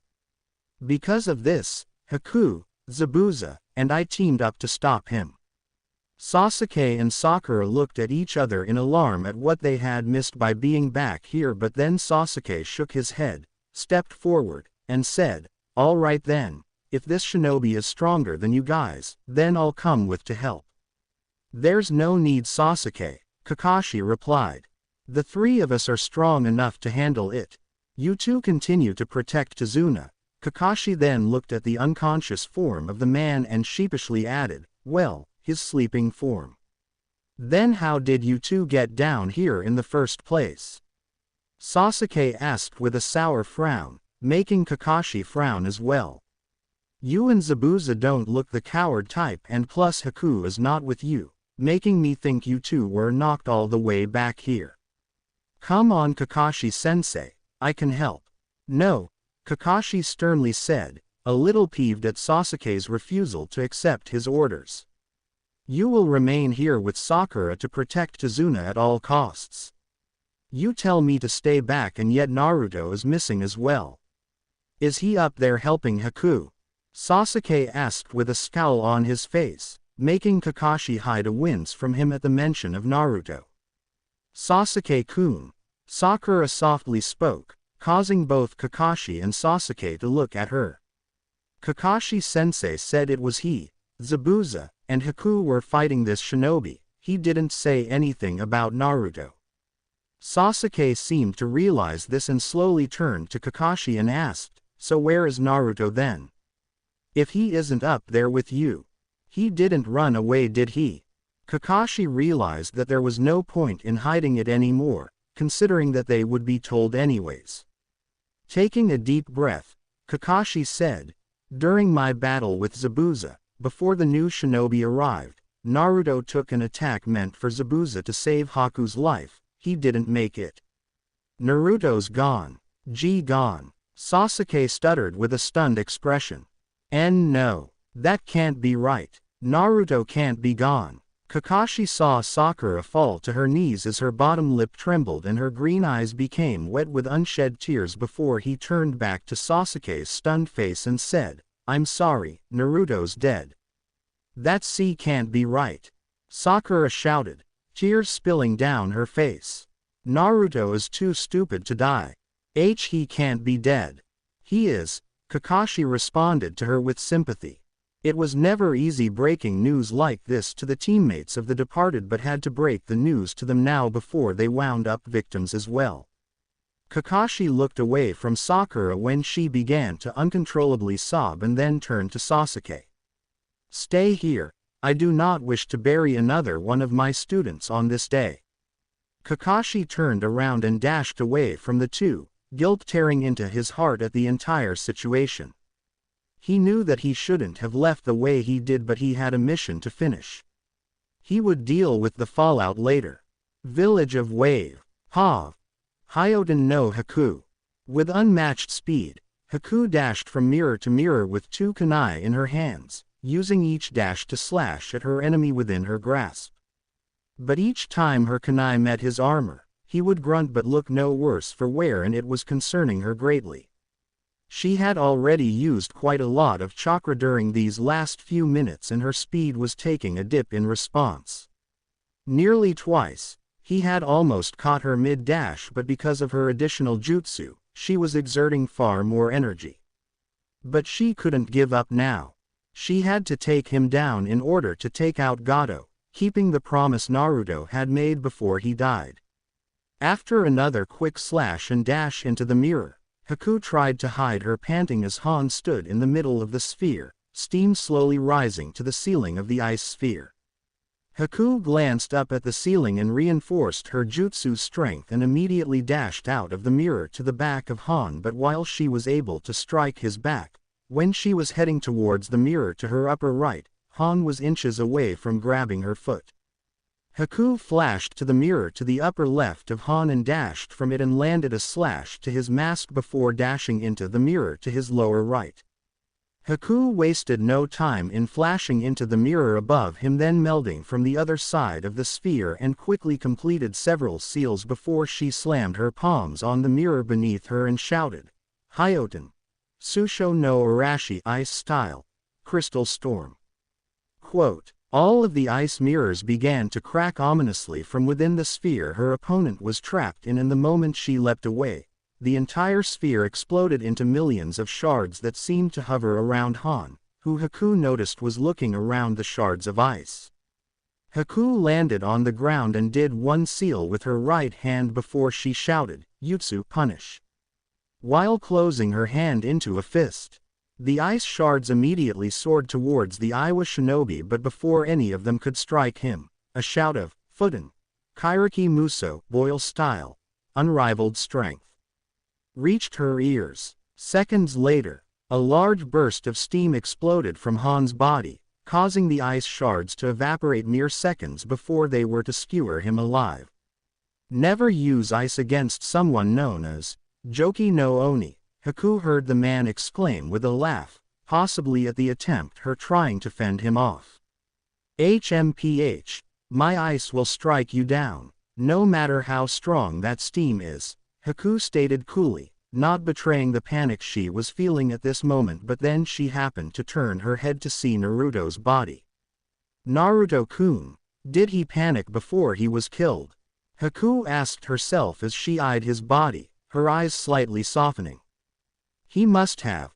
He knew he was going to die from Kakashi-san's attack, but he did it regardless and faced his death with dignity. If he can face death without fear, then I can face this shinobi with no difficulty, Haku thought, her confidence building as she faced Han once more.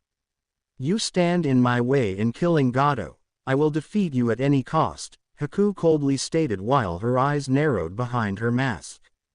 Such a big talk for a small child, Han stated before Haku saw him dash towards her, his right hand back to strike her. Surprised by how fast the armored man could move, Haku found herself dashing to the side to avoid his punch, then ducking his wide kick that was aimed at her head, but she was unable to avoid the elbow that slammed into her stomach. Haku skidded backward against the wall of the bridge, but this quickly proved to be a good thing because she was able to avoid the punch that was aimed at her head. But the cement wall behind her was not so lucky because the second his fist touched it, it exploded upon impact. Haku quickly jumped up and kicked his face with both feet, sending him taking 3 steps backward. Haku quickly flipped to her feet and then dashed back to avoid his shoulder tackle and shouted, Hyoten, Hyoryu no Jutsu.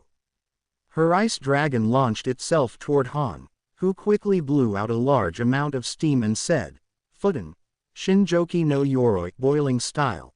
True steam armor. The steam wrapped around Han's body and hovered around every inch of his body.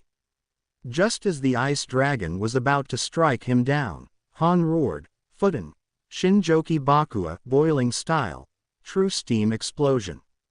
And with that, the steam shroud that covered Han's body suddenly expanded and exploded, instantly melting in the air. But the Hyoten user saw the water and quickly formed several seals with one hand and shouted, Hyoten, Sensatsu Susho, ice style, 1,000 needles of death.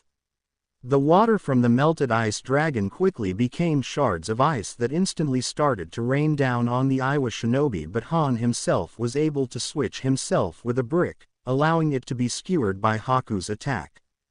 Haku felt a large amount of chakra coming from her left and instantly twisted her body to avoid another cement-breaking strike from the large shinobi. Haku quickly ducked to avoid a kick aimed at her, but quickly swept Han's feet from underneath him, sending his torso slamming against the hole he had just created with his fist. Haku grabbed both of his legs, used her chakra to lift up the rather sturdy male and tossed him over the bridge before falling to one knee, her breathing coming out ragged. Haku stood up on shaky legs and took several steps back, but just as she did, a huge explosion of steam occurred before her which knocked her off her feet and sent her flying backwards into the air, where she then crashed onto the bridge hard. When Haku pushed herself from the ground, she saw that the portion of the bridge that was there before was now gone due to the explosion.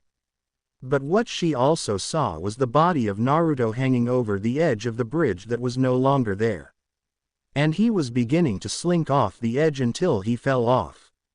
Naruto-kun, Haku shouted in horror as she quickly moved to her feet to grab the legs of the blonde before it went over the edge. But when Haku leapt for Naruto's body, the cement below her began to crack before Han came bursting from underneath it fist first, causing his fist to meet her stomach hard. Haku flew backwards, then slammed back first against the wall of the bridge before she fell face first to the bridge, coughing and gasping for air from the intense pain she was feeling.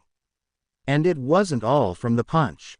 Not only was Naruto dead, his body was now plummeting into the water below. Never getting the respectful burial she knew he was going to get once Gato was dead. Haku pushed herself up to her knees and then onto her feet, but she stumbled back onto her knees as she coughed hard, causing blood to land against her mask. Just a few seconds later, she felt a large amount of chakra building up before her, and that was when she looked up to see Han appeared before her, his hand back, ready to take off her head. But without warning, a large water dragon slammed into Han's side, taking the man off of his feet and thus saving Haku from her fate. Are you okay, Haku? Haku looked up to see Zabuza standing before her, his blade sitting proudly on his shoulder. I am fine, Haku replied coldly, trying to hide the physical and emotional pain she was currently in. She watched as Zabuza's eyes flashed down to her torso, which had her bare red-colored stomach showing due to the steam from Han burning off that part of her haori before he narrowed his eyes. Zabuza turned his head away from her to stare at the downed Han and muttered, "Stay, I will take over from here," before he dashed off to battle the steam-using shinobi. Village of Wave. Ha! Momochi Zabuza. Zabuza could see Han rising to his feet and didn't hesitate to start charging toward the shinobi with his blade scraping the ground beside him. The moment Zabuza got close, he swung his blade at an upward angle, hoping to cut the shinobi in half. Han was quick enough to lean back to avoid the swing, but Zabuza grabbed the hilt with his left hand and quickly swung his sword in a downward angle. Han was quick to avoid it as well.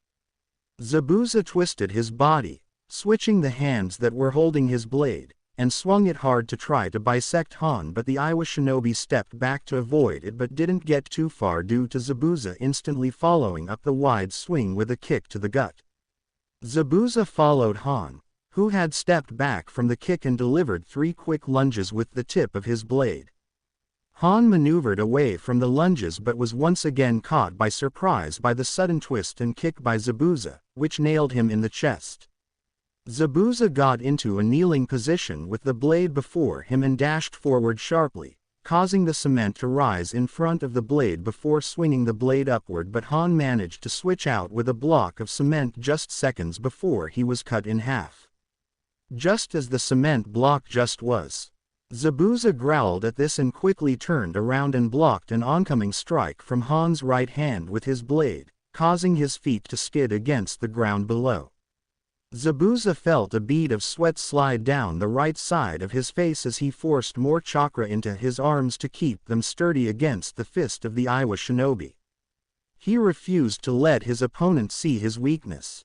Zabuza's eyes flashed to Han's legs briefly before flashing back up to Han's orange eyes and sneered before he lifted his leg and kicked Han's right foot from beneath the man, making him lose just enough focus for Zabuza to leap up, while his sword stayed in place, and drop-kicked it, bouncing the flat side of his blade against Han's body. Due to the attack, Zabuza and Han fell on their backs. However, Zabuza flipped up to his feet and immediately swung his blade down at his downed opponent. Unfortunately, Han swiftly replaced himself with another cement block, causing Zabuza to slice right through it, but mere seconds after this, several kunai came soaring towards him. Zabuza deflected 6 of the 7 kunai, but he was unable to deflect the final kunai, which wound up piercing his left shoulder. Zabuza pulled out the kunai and stood up on his own 2 feet as he gritted his teeth. "You are really starting to piss me off," Zabuza growled as he faced the steam user. Han chuckled and responded, "And here I thought that was already the case." Zabuza didn't share Han's amusement nor his attempt at a joke and quickly showed him this when he dashed towards him with his blade in the air, ready to strike him down, but when his sword came down, Han was able to step backward to avoid the strike before he leapt up to kick Zabuza in the face.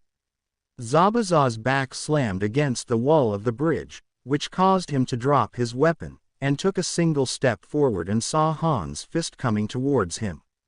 Zabuza managed to grab the right fist of the Iowa shinobi and quickly responded by pulling Han forward and ramming his elbow into Han's face. Han stumbled back, lifted his leg, and kicked Zabuza hard in the chest, breaking several of Zabuza's ribs, which caused Zabuza to cough up blood behind the wraps on his face. Zabuza managed to pull the shinobi back towards him and landed a hard right hook to Han's jaw while letting go of his hand. Han stumbled to the side, but when he regained his bearings, Han was then kicked in the face by Haku, sending him sailing to the side. Zabuza turned to Haku, who had landed on her side, and said, "I thought I told you to remain where you were." "You did," Haku responded while clutching her stomach in pain, the pale skin now starting to blemish. "I decided not to listen." Zabuza scowled on the inside, but inwardly, he was impressed and proud of her. All Zabuza wanted from the moment he realized he cared for Haku far more than a tool was for her to become her own woman. Before this mission, she would do anything and everything he asked her to do. If he was as sick as some people, he knew he could have asked her to share his bed, she would have out of respect for all that he had done for her. He wanted to see Haku become self-reliant and stick to what she believed in instead of obeying his philosophy, and while he was annoyed that it took her falling in love with the enemy, but he was very proud that she decided it was now time to do what she wanted to do in life. It might have taken that blonde boy dying, but he was finally getting what he had wished for on her 10th birthday. Very well, Haku, we need to get on our guards, Zabuza stated before he tried to stand up, only for him to fall back down, groaning in agony from his broken ribs. Zabuza, you're too wounded to fight, Haku said with a worried frown on her face. Please stay here, I can handle fighting him alone. Zabuza gritted his teeth and shook his head and once again tried to move, but the pain in his torso was white hot and Zabuza couldn't stop himself from growling in pain. Haku touched his chest and said, "Stay here. I will take it from here," before she dashed forward to attack Han once more. Zabuza watched as Haku maneuvered around Han's attacks, but she was clipped in her side hard by a sidekick, which caused her to stumble before he landed a solid hit to her face, which shattered her mask. Zabuza watched as Han steadily assaulted Haku's body with his fist, and despite Haku trying to get away, Han stopped each attempt with a brutal punch or kick. Finally, Han seemed to have enough of her, and after ducking a kick, Zabuza watched in horror as Han's body exploded in steam and Haku was sent sailing backward. "Haku!" Zabuza shouted, panic lacing his voice as he turned his head enough to see her slam into the cement hard before rolling to a stop in the distance. Zabuza heard someone running and quickly turned his head only to be picked up by his shirt by Han and launched into the air before his body slammed down hard on the bridge below beside Haku, who was struggling to her knees before falling down on the ground. Village of Wave. Hav. Hatake Kakashi. Kakashi was dashing over the many marks and cracks of the battles that were had, trying to get his way back to Zabuza and Haku when the latter of the two was seen rolling into his line of sight, with the former slamming to the ground moments later. Kakashi skidded to a stop and looked down at the two for mere seconds until he looked up to see Han charging towards them. Kakashi swore and quickly did several seals before he shouted, "Raiden! Ikazukiryu no Jutsu!" And with a thrust of his hands, his lightning dragon came forth and charged towards Han's form. But to Kakashi's horror, Han shouted, "Futen! Joki Juden!" boiling style, steam bullet. Steam wrapped around Han's outstretched fist, which then spread across his entire body. Suddenly, Han's speed increased dramatically as he charged forward, making him seem like a white bullet heading toward the lightning dragon. The minute the white bullet collided with the dragon was split apart forcefully as the white bullet cut through the middle of it, and that white bullet was coming right to Kakashi. Kakashi disengaged the jutsu and only had a few seconds to kick Haku and Zabuza away before switching himself out with a cinder block. The cinder block exploded in particles the moment the white streak slammed into it. Kakashi appeared behind the white blur now and quickly did the familiar hand seals for the Reikiri just as the blur took a sharp turn and began to come right towards him. Kakashi gritted his teeth and shouted, "Reikiri!" Before he dashed forward with the large ball of lightning in his hand with a shout, Kakashi put the jutsu out above him and met the white blur in a fierce clash of lightning vs steam. Kakashi gritted his teeth and tried to force more chakra into his attack, but he still found himself skidding against the ground against the long streak of steam before him. Kakashi tried to keep himself rooted to his spot by using his chakra to keep him still, but even that didn't work because the cement around his feet began to slide back, causing cracks to appear. Just then, a voice from within the white bullet shouted, "Futen! Shinjoki Bakua!" The white steam ball expanded against his Reikiri. Before Kakashi could disengage, an explosion of extreme heat enveloped Kakashi and his attack before the force of Han's attack sent Kakashi soaring high into the air, where he then slammed into the bridge so hard, He actually bounced off the ground momentarily before slamming into the ground at an angle, where his body rolled twice until he stopped completely. Village of Wave. Ha! Gato.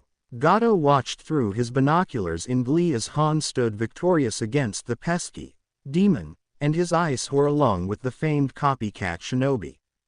I knew this investment would work out for me. Gato exclaimed in excitement as he hopped out from the wooden chair his henchman had brought along for him to sit down in. He knew it was dangerous to stay on the bridge while these shinobi battled, but he had to watch this battle.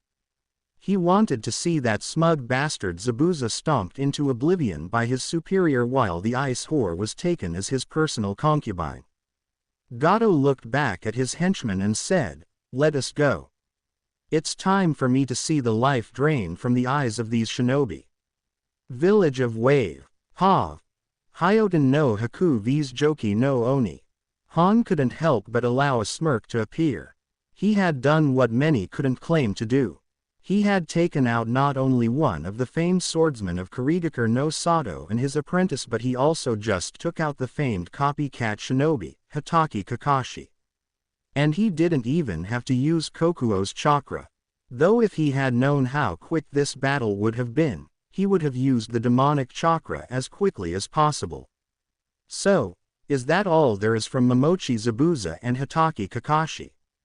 Han asked with a mocking tone as he slipped his right hand into his torn gi, which he was inwardly surprised at still being on his body after dealing with the girl and her speed in the ice sphere. He saw both men struggle to rise to at least lean up to face him, but their bodies had given up on them. They were too battered and weakened to battle him now. Han shook his head as he stared down at Zabuza's form and spat, "How pathetic. I accepted doing this at half the price Gato was paying you, Zabuza, because I would get the chance to defeat a powerful shinobi that was rumored to match my strength." Han's head then turned to the unconscious form of Kakashi and shook his head slowly and added, "And then to see the famed Hitaki Kakashi here was an added bonus to test myself, and I managed to steamroll not only the two of you but another as well. How pathetic. I suppose it's time for me to complete the rest of my side mission before heading home." As Han began to walk away, he heard a female voice say from behind him, "We aren't done yet." Han turned around to see the Hyoten user standing on shaky feet, blood coating the left side of her face while blood fell from the corner of the right side of her mouth. "IW won't let you hurt Tazuna-san," Haku muttered, but Han could see that not only was her body shaking from the pain she was in, but her eyes were unfocused as well. He could tell that she was standing on her last legs, and as admirable as standing up to him was, he merely turned around and said, "Just stay down. I am no longer interested in fighting you. I just want to complete my mission."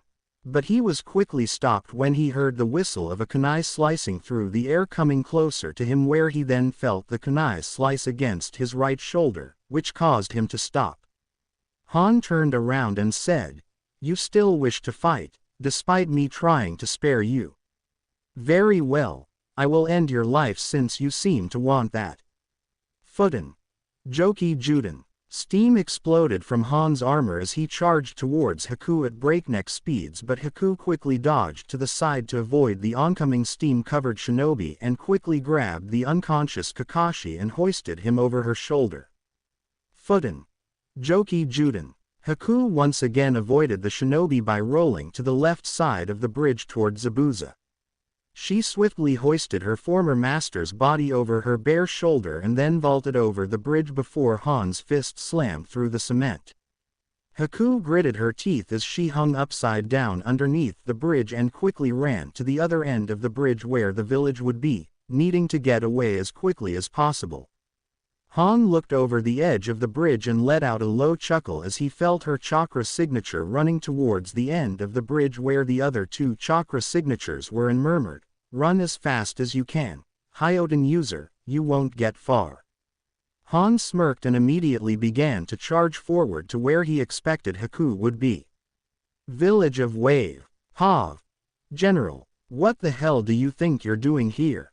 Haku ignored the angered Sakura as she sat the unconscious forms of Zabuza and Kakashi down with a worried frown on her face. She knew that her opponent would come down here, and as much as she needed to run far, far away, she didn't have enough chakra to get her far enough before it was game over. So she had to go to the two most able bodies to get their assistance in hiding from the steam user, but unfortunately, Sasuke and Sakura were very upset with her due to the death of their teammate. Which was a legit reason to be upset with her, being that she felt it was her fault in getting him killed, but now was not the time to drown in that guilt.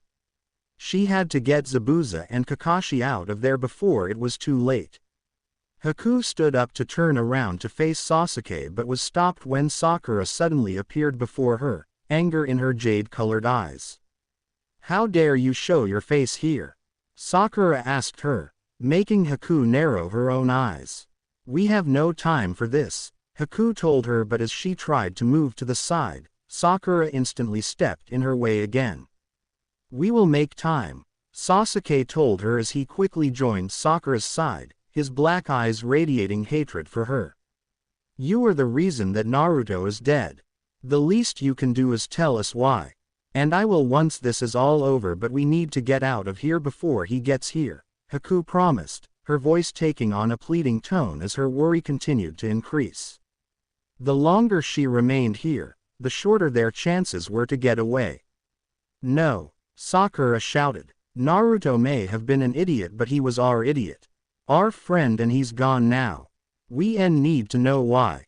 And since Kakashi-sensei and your partner is unconscious at this moment, you're the only one alive that can tell us why he had to die," Sasuke added with a cold look on his face. Haku was agitated by Sakura's saddened face as well as Sasuke's cold expression, and as much as she wanted to hold back her annoyance, she found herself unable to as she asked with a scathing tone, "And why do either of you care so much?" Her tone seemingly took Sasuke and Sakura by surprise, but Haku quickly jumped on this and said, "If you two were such good friends to him, then why did he feel so out of place within his village? Why did he ever feel alone with two such good friends like you two?" "And Naruto was lonely," Sakura whispered, her eyes looking down at the ground for a moment, her tone showing both surprise and sadness for the whisker-marked shinobi. "He never showed it to us. He was always smiling and joking and being a general dork," Sasuke said, his voice equally quiet as well. "Well, guess what? He was lonely in Konoha. As his friends, he should have been able to go to you two and tell you how he really felt instead of giving me the chance to know it." As Haku walked past the two genin, she said with a sad tone in her voice, "If you two were there for him, he wouldn't have met me in the forest that day, he wouldn't have fallen in love with me, he wouldn't have taken Kakashi's technique for me, he wouldn't have died for me, his enemy." Haku still couldn't shake the intense guilt that filled her heart when her mind thought back to his death. Haku quickly shook her head and opened her mouth to say something, but Han's voice was heard instead. "So this is where you went. I knew you would come here to join your friends." Haku turned around to see Han standing a few feet away from them, his right hand hanging from his gi as he chuckled softly. What no one noticed was that there were little balls of orange light floating up from the waters below and into the air around them. Haku instantly got on guard and pulled out several senbon and said, "I was hoping to not be here, but things had to be discussed." Han nodded in understanding, his hand sliding out of his gi as he said, "Understandable, but that doesn't mean you can run off after wanting your death." Haku turned her head to Sasuke and Sakura and exclaimed, "Take Zabuza and Kakashi away from here. I will buy some time for you both to go." Sakura and Sasuke looked at each other and quickly nodded before the two made their way to follow Haku's orders. Although the latter of the two wanted to stay behind, he knew from the large amount of chakra this enemy had, he wouldn't stand a chance. As Sasuke and Sakura lifted up their respective choices, Han rubbed his wrist and shouted, "Who said I'm letting any of you escape?" Futen. Kairaki Muso, which caused a large amount of steam to explode from his body before it began to spread out around the area. Futen. Gekiretsu Gobi Bakushin. Boiling style. Furious five-tailed dash. Han shouted as the large amount of steam around him morphed into a being that had a horse's body with a dolphin's head, which had 2 long horns with 3 short horns on its head along with 5 tails swishing behind it. Haku, Sasuke, and Sakura stared at the steam-made creature in horror as its eyes glowed a bright red before it roared and charged towards them, but as it got closer, the small orange balls of light that were hovering around the bridge shot towards the spot that was before Haku and the Konoha shinobi. And second, the orbs landed on the bridge, and a large vortex of fire ignited against the ground, causing the creature of steam to disperse back into Han, who crashed against the ground hard. Meanwhile, Haku, Sasuke, and Sakura were sent sailing backward to the ground as well. After a few seconds, Haku slowly made her way to her feet as she stared into the inferno and noticed that something was forming from within it. The flames intensified as a black silhouette of a human was shown materializing from the start of the left side of the body to the right, and from what she could tell, the figure was standing at 5 feet 6 feet and the silhouette of the hair seemed long and spiky as well. The Tower of Inferno began to lower and ebb away, and once it did, Haku received a shock that made her audible gasp. The first thing she saw was that familiar navy blue and neon orange jumpsuit that was worn on Naruto and even had the Konoha Hayate around his forehead. The jumpsuit even had a large hole in the jacket and shirt where he was struck. Haku looked at the face and saw the familiar tan skin, ocean blue eyes, and the 3 whisker marks on both cheeks, but the hair, while it was moderately spiky, it had grown into a low ponytail that fell between his shoulder blades. The figure was also far taller than he was before, and the jumpsuit looked tighter on him as well. She could see through the large hole in his shirt that he had more muscle than before, and even the baby fat that was previously on his face was gone, leaving it smoother and sharper as well. But despite the changes, she could see the person she had fallen in love with during the past few weeks in wave within this new image. "Are you okay?" the male asked, his voice sounding a little rough and deep to her but still holding the familiarity that she was used to. Sasuke and Sakura were seeing this as well, and they had a look of pure shock on their faces. It can't be, can it?" Sasuke whispered in disbelief. It couldn't be the dope. Kakashi and Haku had said he had died, and their voices rang the truth, and yet he was there, and he looked different as well. Sakura was in a similar boat as Sasuke as she stared at the new arrival, her thoughts ranging from shock to relief and happiness. When Kakashi had told them that Naruto had died, Sakura couldn't stop the guilt from pouring into her heart, and it had only gotten worse with Haku's own words. She had treated him so horribly throughout their entire life when all he wanted was a friend. She thought that she would never get the chance to apologize, but now that he was back, she could make up for all of the evil she had done to him. Sakura then allowed a small blush to form on her face when she realized how cute he was looking as well. "Why, Haku shuddered out, tears falling down her blood-covered cheeks as she sat there on the ground for a few moments before she leapt up and hugged him tightly, her sobs muffled due to her face hiding against his jacket. The teen gave her a tender smile and said, "Sorry it took so long. A hero usually comes at the nick of time." Haku giggled tearfully against him and tightened her hold around his neck. She didn't care that they were in the middle of a mission, and she didn't care that her enemy was still standing. All she cared about was that Naruto was alive. She could feel Naruto push her away as gently as possible as he whispered, "This reunion, as wonderful as it is, needs to wait. I have some business to handle. Stand down until it's over." Haku immediately shook her head and shouted, "I refuse. I don't know how you came back to life, but I will not leave you alone to face him. Kakashi-san, Zabuza-san, and I weren't able to defeat him, and it was 3 of us." Naruto shook his head, turned away from her, and firmly said, "Trust me. I will not die again. Just stay put. This won't last long." Haku stared at his back, clearly distressed at wanting to stay by his side, but she understood why he needed her to leave. Despite his best wishes, she nodded her head and said, "Please Naruto-kun, stay safe," before she ran to Sasuke and Sakura, hoping that he knew what he was doing and that he would stay safe. For her, village of Wave, Uzumaki Naruto vs Joki no Oni. So, you finally decide to realize that you are interfering in my business. Naruto turned his head to glance at Han. The warm look in his eye that was there for Haku was completely replaced by a cold fury that no one could match. "Who are you?" Naruto demanded, fire embers beginning to float around him slowly. "On second thought, I don't need to know the name of a dead man." The man before him laughed at his words, causing his frown to deepen and his eyes to darken dangerously. Such words for a child who does not understand that they are moments away from certain death. "I am Joki no Oni, Han. As I said, I don't need to know the name of a dead man," Naruto responded before an aura of hellfire covered his being, his eyes now glowing a fiery orange.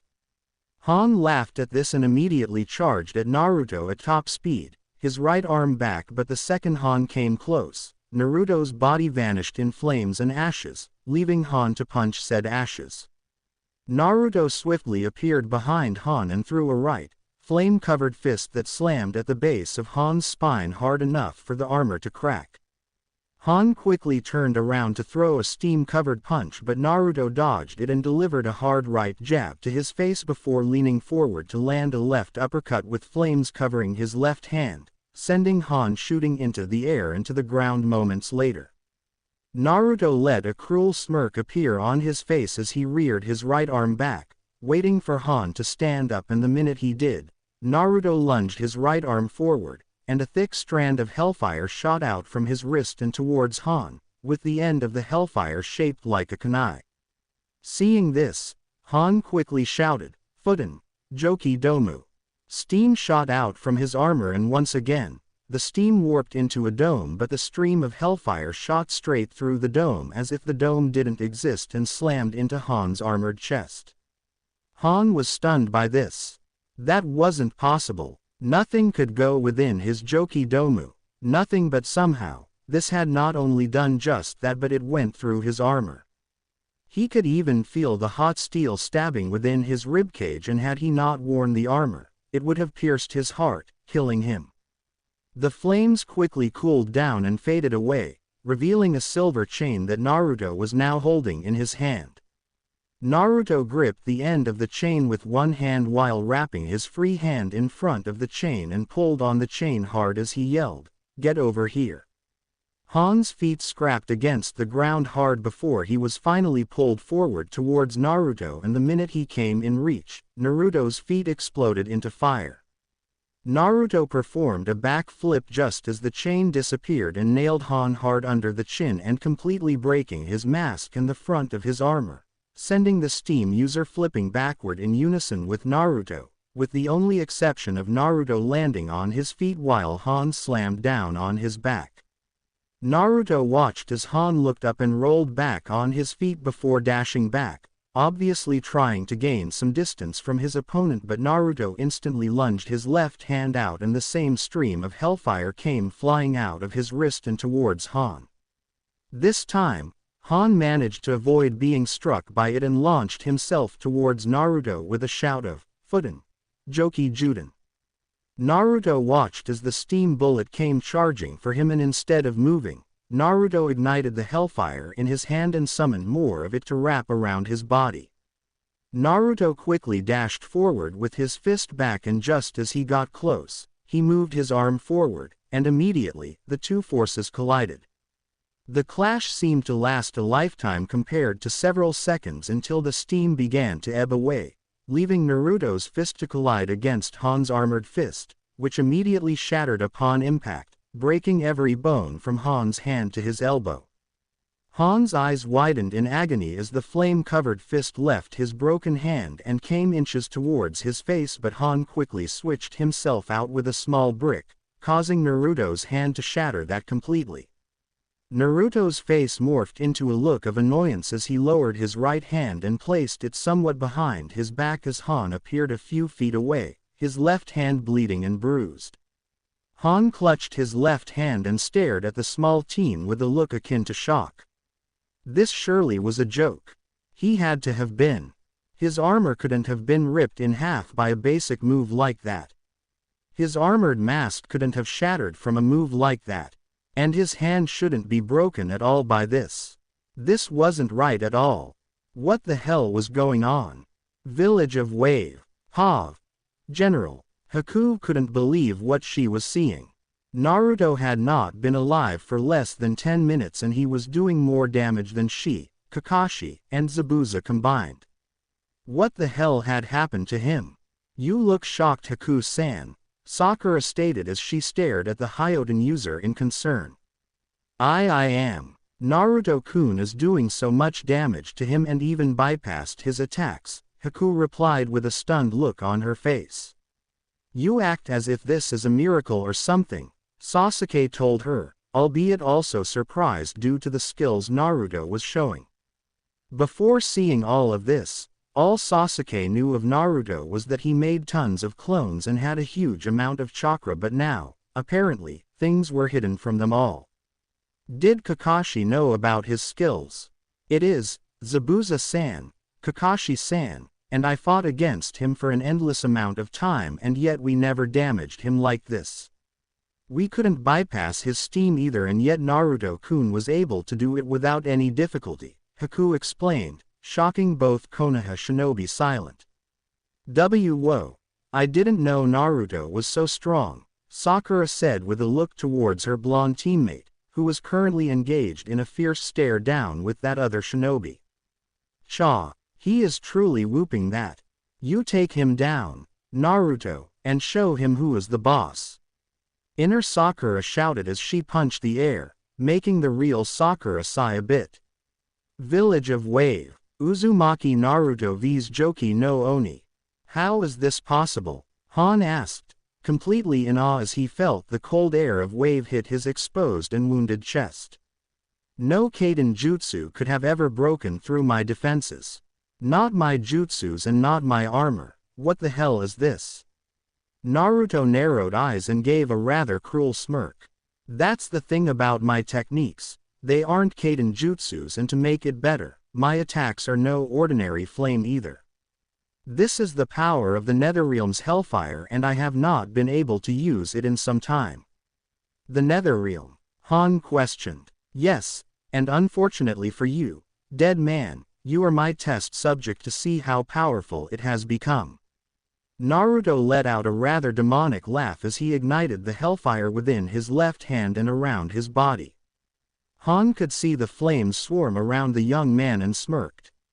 For the third time in his entire life, Han had felt an emotion that he hadn't imagined he would feel again. Excitement. Han chuckled loudly at the youth and said, well, this is a new twist. I had you pegged as a lowly genin and yet I was wrong. Your abilities show much more than that.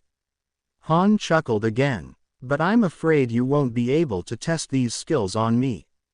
Naruto's eyes narrowed. You do not seem to understand. Naruto hissed as the embers floating around him started to grow larger. You have no say in this. Han merely smirked and said, I believe I do. I have other things to do than to die. Especially by the hand of someone as young as you. Naruto could only sneer at the disrespectful tone Han had shown him and replied, do not let my youth fool you. I've defeated warriors stronger than you, boy. Han growled and took a step forward, only to hear Gato's voice coming from behind him. Han, I did not pay you to play around with a child. Get to work and kill Tazuna. The fire around Naruto's body exploded violently when he gazed upon the small male and his army of henchmen. So that is Gato, he's as disgusting as Tazuna described, Naruto thought. Han turned to Gato and replied, this is no mere child. He was able to cut through my steam as if it was nothing. That matters not, Han. I paid you to kill these pesky shinobi and to kill Tazuna. If you cannot kill a mere child, you are not worth your payment. Gato screamed, his face turning red at the amount of rage that he was feeling. Han was going to respond to his employer's anger when Naruto suddenly said, "Gato, the same Gato that is responsible for Wave being like this, it is about time you showed your face." Naruto watched as the hideous man looked at him and with a proud tone, he said, "I am the very same. Not that I am surprised that you wouldn't know the savior of this pathetic place." A burst of dark laughter left Naruto's lips, his anger all going towards Gato himself. "Then on behalf of this pathetic place, there is a debt that you owe and I'm looking to collect." "A debt that I owe to this place? How foolish of you to presume that I owe any debt to this worthless village," Gato exclaimed as Naruto remained silent as if buying his time before he struck. "I don't think you know who I am, child. I am Gato, king of the underworld, and I have connections in every location in the entire world.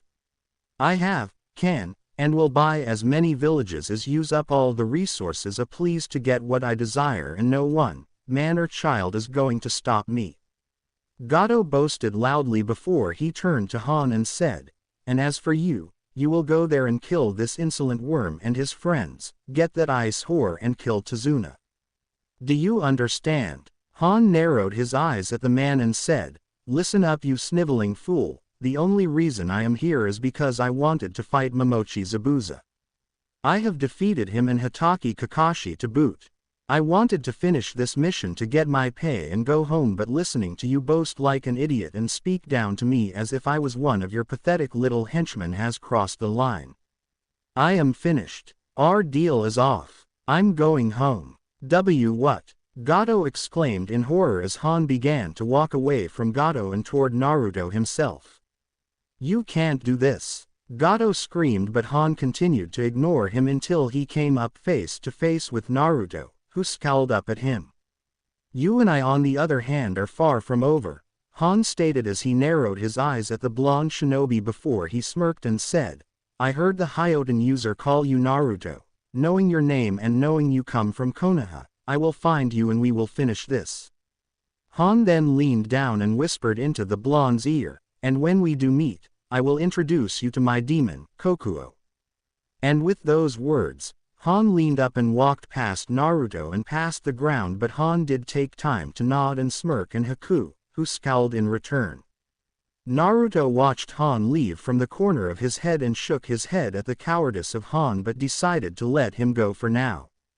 Besides, he had a debt to fulfill with the loudmouth midget that was currently running his mouth in front of his army. "I cannot believe this. The nerve of that pathetic swine to walk away when I paid him the money. No matter, I will still destroy this village with my men," Gato shouted at the shinobi before he turned to his army and said, "I will pay everyone double for the death of every single man, woman, and child that is killed." The men roared in approval at this, but Gato wasn't done yet. "And I will pay quadruple for anyone that gives me the heads of these shinobi that stand in my way," Gato roared to the army, who roared as well, readying themselves for battle. Gato grinned evilly and turned around with his mouth open, ready to sprout out some more words, but then the sound of gargling reached the ears of everyone in attendance. Naruto smirked as he looked at the shocked look on Gato's face. His spear was now inside Gato's mouth and his kunai was sticking out of the back of Gato's head. "You talk too much, Gato," Naruto said with a dark laugh. "Come here." With a hard tug, Gato's head was cruelly ripped off of his body and was sent flying into Naruto's left hand, and once Naruto got a good grip of the head, the chain disappeared with flames. Naruto watched as the headless body fell to the ground and blood began to pool from the neck. Naruto glanced down at the stunned look on the now dead man's face and said, "Your debt has been repaid."